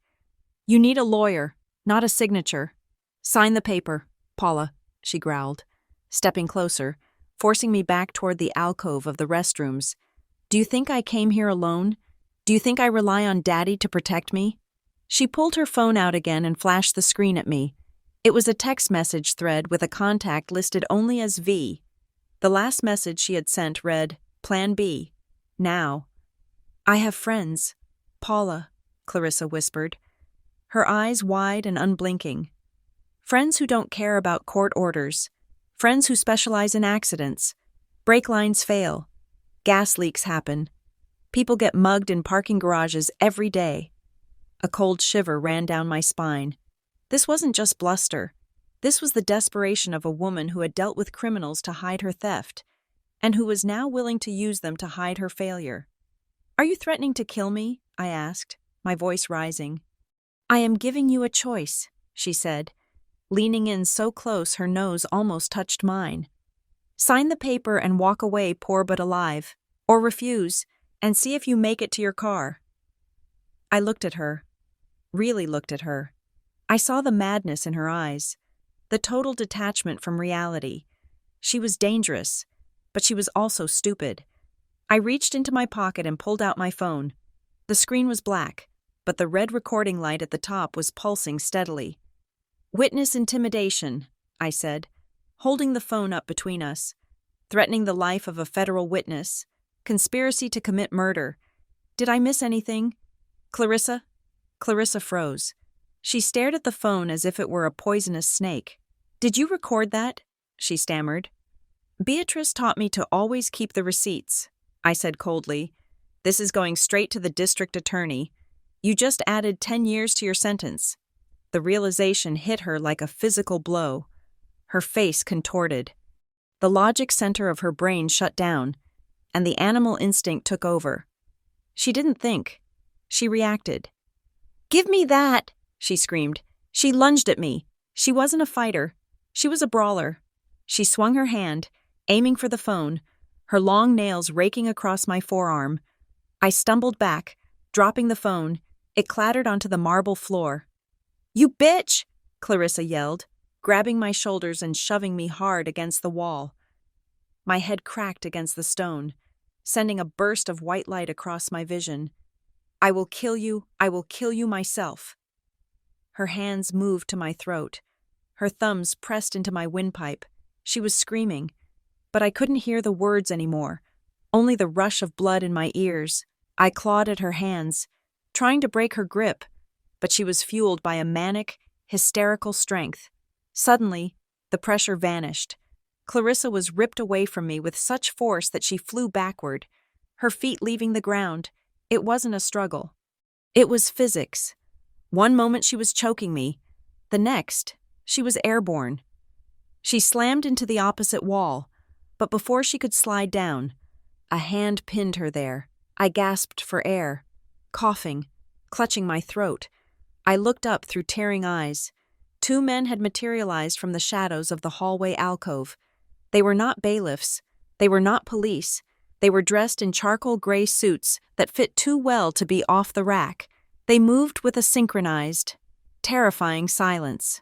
One of them, a man with a buzz cut and a scar running through his eyebrow, had Clarissa pinned against the wall by her shoulder. He wasn't hurting her, but he was holding her with the casual immobility of a vice. His other hand was poised near his jacket. Ready. The other man stood in front of me, shielding me with his body. He was massive, a wall of muscle in a suit. He picked up my phone from the floor, checked it for damage, and handed it back to me with a polite nod. "Are you injured, Ms. Withers?" he asked. His voice was low, calm, and completely devoid of adrenaline. "I think I'm okay," I wheezed, rubbing my neck. Clarissa was thrashing against the wall, kicking out at the man holding her. "Get off me! Do you know who I am? I am the CEO. I will have you arrested." The man holding her didn't even blink. He simply applied a slight amount of pressure to a pressure point on her shoulder, and Clarissa's legs buckled. She let out a gasp of pain and went limp. "Ms. Withers," a familiar voice said from down the hall. Arthur Sterling walked toward us. He didn't run. He strolled, his hands in his pockets, looking as unruffled as if he were walking through a park. He stopped a few feet away, surveying the scene with a critical eye. "I apologize for the delay. Paula," Sterling said smoothly, "we wanted to let her incriminate herself fully before we intervened. The recording will be invaluable." "Who are they?" I asked, nodding at the 2 men. "Asset protection," Sterling replied. "Obsidian provides comprehensive services. When you manage billions, you must be prepared for volatility. We have been monitoring the hallway since the recess began." He turned to Clarissa, who was now sobbing against the wall, held up only by the guard's grip. "And as for your friends, Clarissa," Sterling said, leaning in, "the text message you just sent to Vinny, we intercepted it." Clarissa's eyes widened. "What?" "We have a jamming protocol for the immediate vicinity," Sterling explained, sounding bored. "Your message never left the building. Vinny isn't coming. No one is coming." Clarissa slumped. The fight went out of her completely. She looked small, broken, and pathetic. Suddenly, her phone, which had fallen to the floor during the scuffle, began to vibrate. It buzzed once, twice, then it began to buzz continuously, a frantic, angry rhythm against the marble. Sterling gestured for the second guard to pick it up. The guard retrieved the device and held the screen up for Clarissa to see. It was a stream of notifications. "Chase Bank alert. Your account ending in 449 has been frozen by court order. American Express transaction declined. Your card has been suspended. E-Trade margin call. Your portfolio has been liquidated. Apple Pay wallet suspended." The notifications scrolled by, one after another, a digital obituary of her life. "It seems the judge's order has propagated through the banking system," Sterling observed dryly. "The speed of modern finance is truly remarkable." Clarissa stared at the screen. She wasn't seeing text. She was seeing her identity dissolve, without money. She didn't know who she was. She wasn't a sister. She wasn't a daughter. She was just a number in a system that had just deleted her. "No," she moaned, a low, guttural sound. My money, my money." "It was never your money," I said, my voice raspy but strong. I stepped out from behind the bodyguard. "It was the trust's money, and now it's going back where it belongs." Down the hall. The elevator doors dinged open. Heads turned. My parents. who had been watching the scuffle from their bench 50 feet away, paralyzed by cowardice, stood up. They looked at Clarissa, pinned against the wall by a private military contractor. They looked at me, flanked by Sterling and a bodyguard. Did they run to help their favorite daughter? Did they scream for the police to save her? My father, Robert, took a step backward. My mother, Elaine, turned her face away, pretending she was looking out the window. They disowned her in that moment, not with words, but with a silence that was louder than any scream. They saw the sinking ship, and they refused to grab the rope from the elevator. 4 uniformed officers from the Chicago Police Department stepped out, led by a detective in a cheap brown suit. They looked serious. They looked like the end of the line. Judge Holloway stepped out of his chambers, holding a piece of paper. He saw the scene Clarissa pinned, the bodyguards, the police arriving. He didn't look surprised. He looked satisfied. "Officers," the judge called out, pointing a finger at my sister. "That is the woman, Clarissa Withers. Remand her into custody immediately." The detective nodded and walked toward us. The Obsidian Guard released Clarissa. Stepping back to allow the law to take over, Clarissa didn't fight as the detective grabbed her wrists. She didn't scream. She just stared at her phone, lying on the floor, still buzzing with notifications of her ruin. "Clarissa Withers," the detective said, his voice echoing in the hallway. "You are under arrest for embezzlement, wire fraud, grand larceny, and conspiracy. You have the right to remain silent." As he recited the Miranda rights, the metallic click-click of the handcuffs echoed through the corridor. It was the final period at the end of a very long, very ugly sentence. I looked at Sterling. He adjusted his cuffs, his face impassive. "Shall we go back inside, Ms. Withers?" he asked. "I believe there is some paperwork to sign regarding the transfer of the deed." "Yes," I said, taking a deep breath of the air that finally, for the first time in my life, felt clean. "Let's finish this." The procession back into courtroom 304 was a grim parade. The atmosphere had shifted entirely from a legal battleground to something resembling an execution chamber. The bailiffs held the doors open, their faces solemn, as the Chicago police detectives escorted Clarissa back to the defense table. She was no longer walking with the strut of a CEO. She was shuffling, her wrists bound in gleaming steel handcuffs that caught the fluorescent light with every movement. She sat down, or rather, collapsed into her chair, the metal cuffs clattering against the mahogany table. It was a jarring sound, foreign and violent in the quiet room. Beside her, the empty chair where Attorney Vance had sat was a stark reminder of her isolation. He had fled, abandoning the sinking ship, leaving his client to drown alone. My parents, Robert and Elaine, huddled together on the bench behind her. They looked shrunken. The arrogance that had inflated them for decades had hissed out, leaving them looking like 2 frightened elderly people who had lost their way. They stared at the back of Clarissa's head, then at the police officers standing guard, and finally, terrified, at me. I sat at the plaintiff's table, flanked by Arthur Sterling and the silent bodyguard. I felt a strange sense of calm. It wasn't happiness. Happiness is warm. It was cold. It was the satisfaction of a mathematical equation finally balancing out to 0. "All rise," the bailiff announced, his voice echoing off the wood paneling. Judge Holloway entered. He did not look at the papers in front of him. He looked directly at the respondents. His face was set in a line of hard granite. He sat down, the leather of his chair creaking in the silence, and picked up a single sheet of paper. "Be seated," the judge commanded. He waited until the rustling of fabric stopped before he spoke.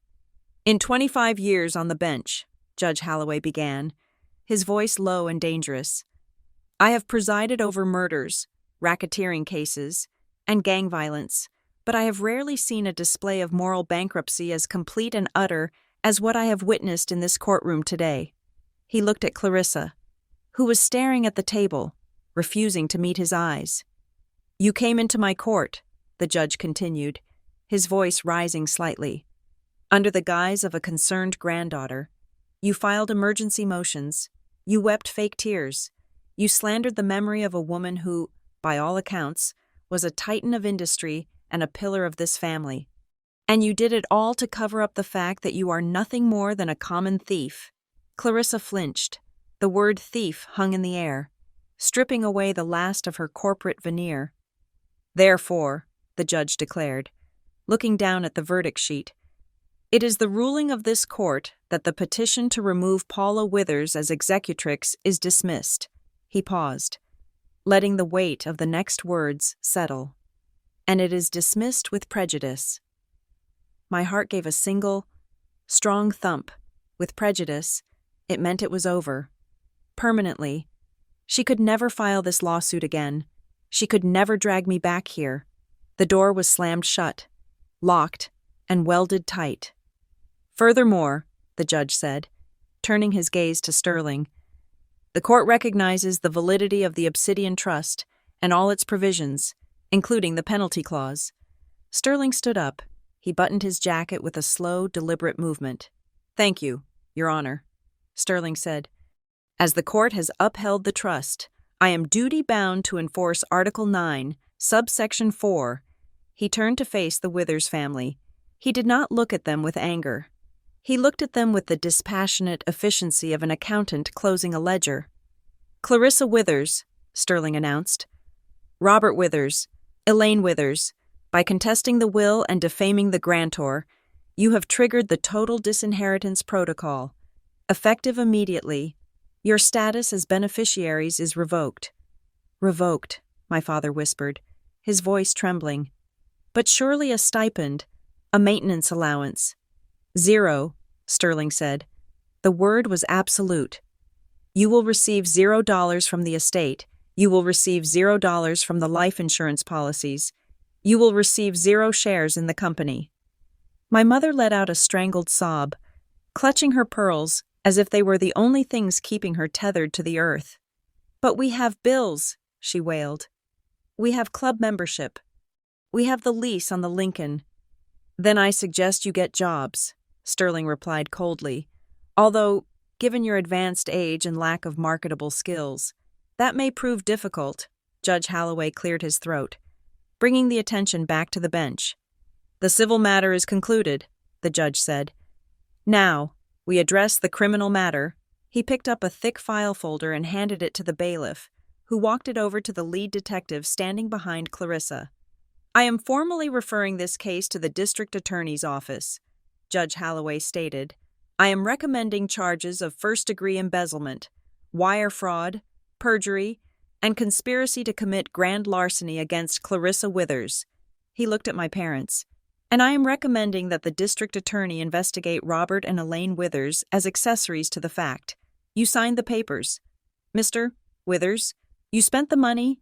Mrs. Withers, ignorance is not an immunity shield. My father turned a color of gray I had never seen on a living human being. He slumped against the bench, gasping for air. Officers, the judge nodded to the police. Take her away. The detective stepped forward and grabbed Clarissa by the arm. Clarissa Withers, stand up. Clarissa stood. She looked small. The handcuffs forced her shoulders forward, breaking her posture. She looked around the room, desperate, wild, searching for a lifeline. Her eyes landed on me. Paula, she rasped. Her voice was unrecognizable. It wasn't the voice of the sister who had tormented me. It was the voice of a drowning ghost. Paula, please, stop them. You can stop them. Tell them it was a mistake. I'm your sister. I sat perfectly still. I looked at her, and I waited for the pity to come. I waited for the old instinct, the one that had been beaten into me since childhood, the instinct to fix things, to smooth things over, to be the peacemaker. But it didn't come. All I felt was the cool, hard surface of the table under my hands. You aren't my sister, I said softly. My sister died a long time ago. You are just the person who stole my grandmother's money. I'll rot in there, she screamed, struggling against the detective's grip. I can't go to prison. Look at me. I'm not one of them. You are exactly one of them, the detective muttered, pulling her toward the side door. Criminals come in all tax brackets, lady. As Clarissa was being dragged toward the exit, my parents finally moved. They scrambled up from the bench, not to help her, but to rush toward me.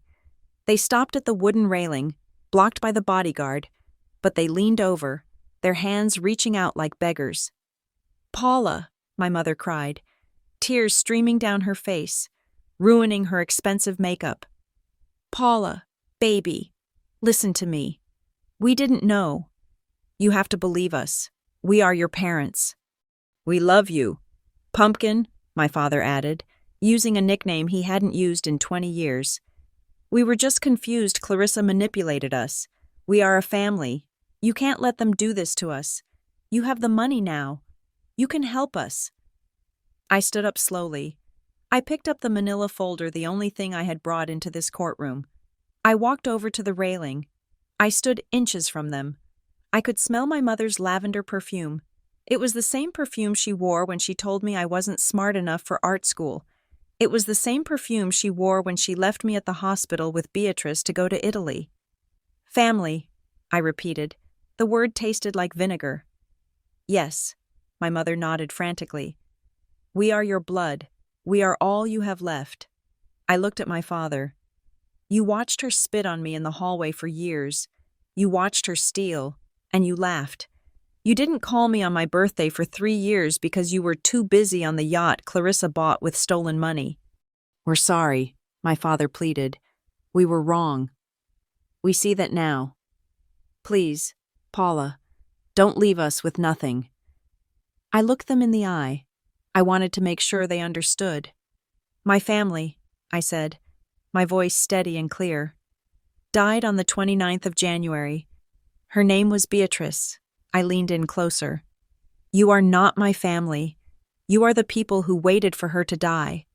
My mother recoiled as if I had struck her. How can you be so cruel? She whispered. We are old. We have nowhere to go. I turned to Arthur Sterling. Mr. Sterling, I said, who holds the deed to the residence at 44 Lakeshore Drive? Sterling checked his tablet, though he didn't need to. The Obsidian Trust holds the title. Ms. Withers, your parents have been living there under a revocable occupancy agreement granted by Beatrice. Revocable, I repeated. I turned back to my parents. You have 30 days, I said. My father's jaw dropped. What? You have 30 days to vacate the premises, I ordered. Take your clothes, take your personal items, leave the furniture, leave the art, leave anything that was bought with company funds. 30 days, my mother shrieked. But where will we go? That is our home. It was Beatrice's home, I corrected. You were just guests who overstayed your welcome by 2 decades. You can't do this, my father shouted, his face turning red again. I am an old man. You are putting us on the street. I am sure you can find a nice, affordable apartment, I said, shrugging. I hear there are some reasonable rentals in the suburbs. Maybe you can learn to budget. I turned back to Sterling. On day 31, I instructed. I want the locks changed. I want the house liquidated. Sell it. And the proceeds, Ms. Withers? Sterling asked. Pen hovering over his tablet, I thought about it. I thought about the greedy, grasping desperation I had seen today. Donate every cent, I said. To the Legal Aid Society, specifically, to a fund that helps elderly victims of financial abuse recover their stolen assets. Sterling smiled. It was the first time I had seen a genuine, warm smile on his face. A poetic choice, he said. It will be done. Paula, my mother screamed, grabbing the railing. You are a monster. You are an ungrateful, spiteful monster. I turned my back on them. Bailiff, Judge Holloway called out from the bench. Remove them. No, my father yelled as the bailiffs approached. I want to talk to my daughter, Paula. Look at me. I did not look back. I gathered my files. I listened to the sounds of my parents being escorted out, the shuffling of feet, the sobbing, the pathetic pleas for mercy that fell on deaf ears. At the side door, the detective paused with Clarissa. She had stopped fighting. She was sagging against the door frame, watching her parents being ejected, watching me stand alone in the center of the room. She looked at me one last time. There was no hate left, just a vast, terrifying emptiness. She realized, finally, that she had played the Game of Thrones and she had lost. "Enjoy the silence, Paula," she whispered. "I will," I replied. The detective pushed her through the door. Click, the door closed. I was alone in the courtroom with Sterling and the judge. The silence was heavy, but it wasn't oppressive anymore. It felt clean. It felt like the air after a thunderstorm. When the ozone is sharp and the world has been washed of dust, Judge Holloway stood up. He took off his glasses and looked at me with a nod of respect. "Ms. Withers," he said. "Good luck." "Thank you, Your Honor," I said. I turned to Sterling. He held out his hand. "The car is waiting." "Ms. Withers," he said. "And the keys to the office are in the briefcase. The real office? Yeah. Not the one Clarissa used." I looked at the hand of the man who had been my grandmother's sword. I took it. His grip was firm and reassuring. "Mr. Sterling," I said, "I think I'm ready to go to work." "I believe you are," he replied. We walked toward the double doors at the back of the room. I didn't look back at the empty tables. I didn't look back at the chaos. I walked forward, out of the courtroom and into the rest of my life. The wind off Lake Michigan in April is not like the wind in February. It does not bite. It breathes. It carries the scent of thawing earth and the faint, salty tang of the massive body of water that defines this city. I stood on the balcony of the penthouse on the 45th floor, the one that had belonged to Beatrice for 30 years, and looked down at the sprawling grid of Chicago. From up here, the cars looked like toys, and the people were invisible. It was a perspective that usually breeds arrogance, a sense of being above the fray. But as I leaned against the wrought iron railing, holding a cup of tea that cost less than $1 to make, I did not feel superior. I simply felt safe. On the patio table behind me, the morning edition of the Chicago Tribune was fluttering in the breeze, weighed down by a crystal paperweight. The headline was bold, black, and unforgiving. "Former real estate heiress rejecting plea deal, facing 15 years. It had been 2 months since the gavel fell in courtroom 304. In that time, the dismantling of Clarissa's life had been public, brutal, and thorough. The forensic audit had uncovered not just the $12 million she had siphoned off, but a web of bribery involving city inspectors and tax evasion that went back 3 years. The district attorney, sensing a career-making case, had thrown the book at her. Clarissa, true to her nature, had refused to plead guilty. She was still convinced she could talk her way out of it, still convinced she was the smartest person in the room, but the walls of her cell in Cook County Jail were not listening. My parents were not faring much better. They had vacated the Lakeshore Drive mansion on day 29, dragging their feet until the very last hour, hoping I would crack. I did not. Sterling had reported that they were now living in a 2-bedroom rental in a nondescript complex near the airport, a place where the roar of jet engines rattled the windows every 10 minutes. They were drowning in debt, their credit scores incinerated by the joint liability of the loans they had co-signed for Clarissa. They had reached out to me through a lawyer, asking for a meeting, asking for a settlement. I had instructed Sterling to send them a copy of the court order and a cease and desist letter. I had no energy left for anger, and I certainly had none left for rescue missions. The sliding glass door behind me opened with a soft hush. I turned to see Arthur Sterling stepping onto the balcony.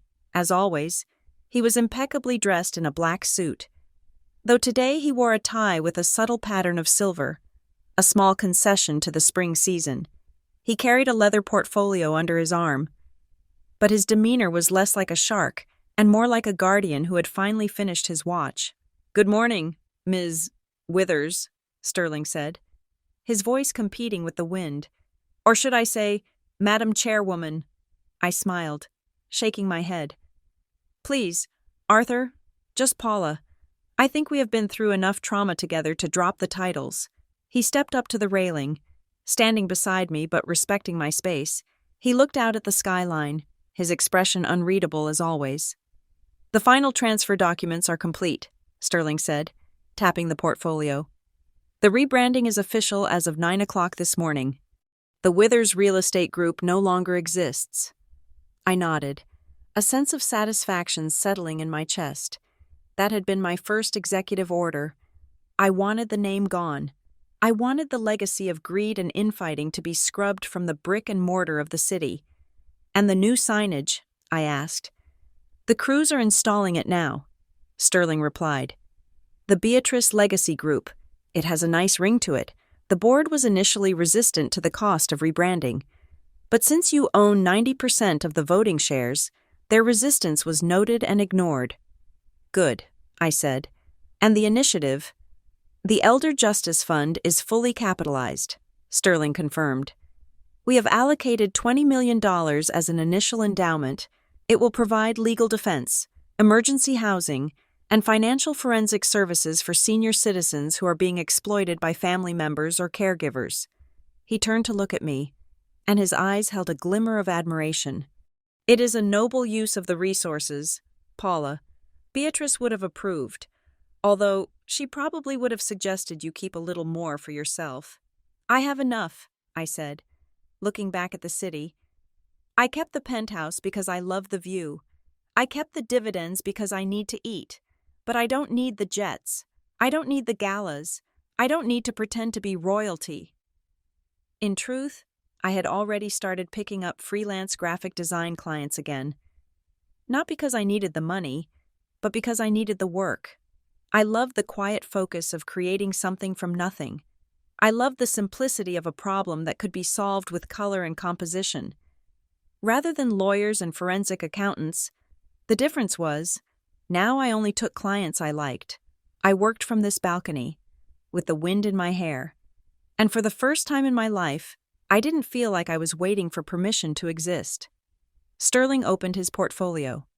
He pulled out the stack of documents requiring my signature routine board resolutions, tax filings, the mundane machinery of wealth. I signed them quickly, my hand steady. When the business was concluded, Sterling did not leave. He zipped the portfolio shut, but then he reached into the inside pocket of his suit jacket. He pulled out a white envelope. It was not a legal-size envelope. It was small, square, and made of heavy, expensive cotton paper. The handwriting on the front was shaky, but unmistakable. For Paula. To be opened only when the dust settles. My breath caught in my throat. I recognized the ink. It was the fountain pen Beatrice always used, the one with the violet ink. She gave this to me 3 days before she passed, Sterling said softly. She instructed me to hold it until the legal proceedings were concluded and the assets were secure. She wanted you to read it when you were free, not when you were fighting. He handed me the envelope. It felt heavy, not in weight, but in significance. I will wait inside, Sterling said. He stepped back, sliding the glass door shut, leaving me alone with the last words of the woman who had saved me. My hands trembled slightly as I broke the wax seal. I pulled out a single sheet of paper.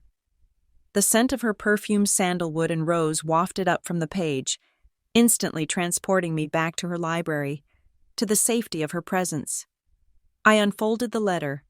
My dearest Paula, if you are reading this, then Arthur has done his job, and the wolves have been chased from the door.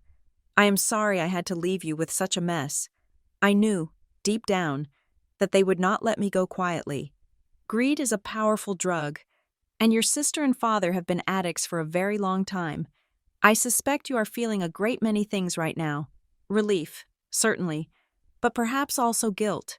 You have a kind heart, my dear, and kindness often mistakes justice for cruelty. Do not let them make you feel guilty for surviving. Do not let them make you feel guilty for holding them accountable. I sat in this chair for years, watching them wait for me to die. It is a lonely feeling. But then you would come over, with your sketchbook and your quiet stories, and I would remember that I was not just a bank account. I was a person, You gave me that dignity. Paula, I am leaving you the empire not because I want you to rule it, but because I want you to break it. Use it to build something that matters. Use it to protect people who cannot protect themselves. But most importantly, use it to buy your own freedom. There is an old saying that revenge is a dish best served cold. I disagree. I believe revenge is a dish best not served at all. It leaves a bitter taste. The best revenge, my sweet girl, is not making them suffer. They will do that to themselves. They carry their own prisons in their hearts. The best revenge is to be happy. It is to live a life so full, so vibrant, and so completely your own that they become irrelevant. It is to wake up in the morning without their voices in your head. It is to be kind when the world expects you to be cruel. So do not look back at them. Do not look down at them. I look forward to it. Paint your pictures. Love who you want. Live in my house and fill it with light, not shadows. I am so proud of you, not for what you have, but for who you are. Love, Grandma B. I lowered the letter. The tears came then, hot and fast, blurring the Chicago skyline into a kaleidoscope of gray and blue. I let them fall. I stood there on the balcony, 45 stories above the earth, and I wept for the woman who had been my mother, my father, and my best friend. She was right. I had been feeling guilty. I had been wondering if I was too harsh, if I should have given my parents a lifeline. But reading her words, seeing her violet ink, I realized that the lifeline I had given them was the truth. I had forced them to face who they were. That was not cruelty. That was clarity. I looked at the letter one last time, memorizing the shape of the letters, the curve of her signature. I didn't need to keep the paper. I had the message branded on my soul. I reached into my pocket and pulled out a lighter, the silver Zippo I used for the aromatherapy candles Beatrice loved. I flicked it open. The flame danced in the wind, yellow and blue. I held the corner of the letter to the flame. The paper caught instantly. The fire curled the edges, turning the white cotton into black carbon. I watched the violet ink disappear, consumed by the heat. I held it until the heat kissed my fingertips, and then I let go. The burning paper floated up. Caught by an updraft, it disintegrated into ash, swirling into the vast, open sky above the city. I watched the specks of gray dance against the blue until they were gone, carried away to become part of the wind, part of the lake, part of the world. I took a deep breath. The air filled my lungs, cold and sharp. I felt lighter. The weight of the Withers name was gone. The weight of Clarissa's hatred was gone. The weight of my parents' disappointment was gone. I turned around, through the glass doors. I saw Sterling waiting patiently by the kitchen island. He looked up as I turned. I smiled at him, a real smile, one that reached my eyes. I walked back inside, leaving the balcony door open to let the fresh air flood the house. "Is it done?" Sterling asked. "Yes," I said. "It's done." "What is your first order of business?" "Ms. Withers. The architects are waiting for your approval on the new logo." I walked over to the table where my sketchbook lay open. I picked up a charcoal pencil. "Tell the architects to wait," I said. "I'm going to draw it myself." I looked at the blank page. It wasn't empty. It was waiting, just like the rest of my life. Thank you so much for listening to the story of Paula and her journey to justice. It was a long road, but I believe that true freedom is worth every battle. I am curious to know what you think about the ending. Do you think Paula was too harsh on her parents by giving them only 30 days to move out? Or was it exactly what they deserved after years of neglect? And where are you listening from today? I would love to hear your thoughts and see where our community is growing around the world. So please leave a comment below. If you enjoyed this story of justice served, please make sure to like, share, and subscribe to the channel Family Revenge Stories. And don't forget to hit that hype button to help this story reach even more people.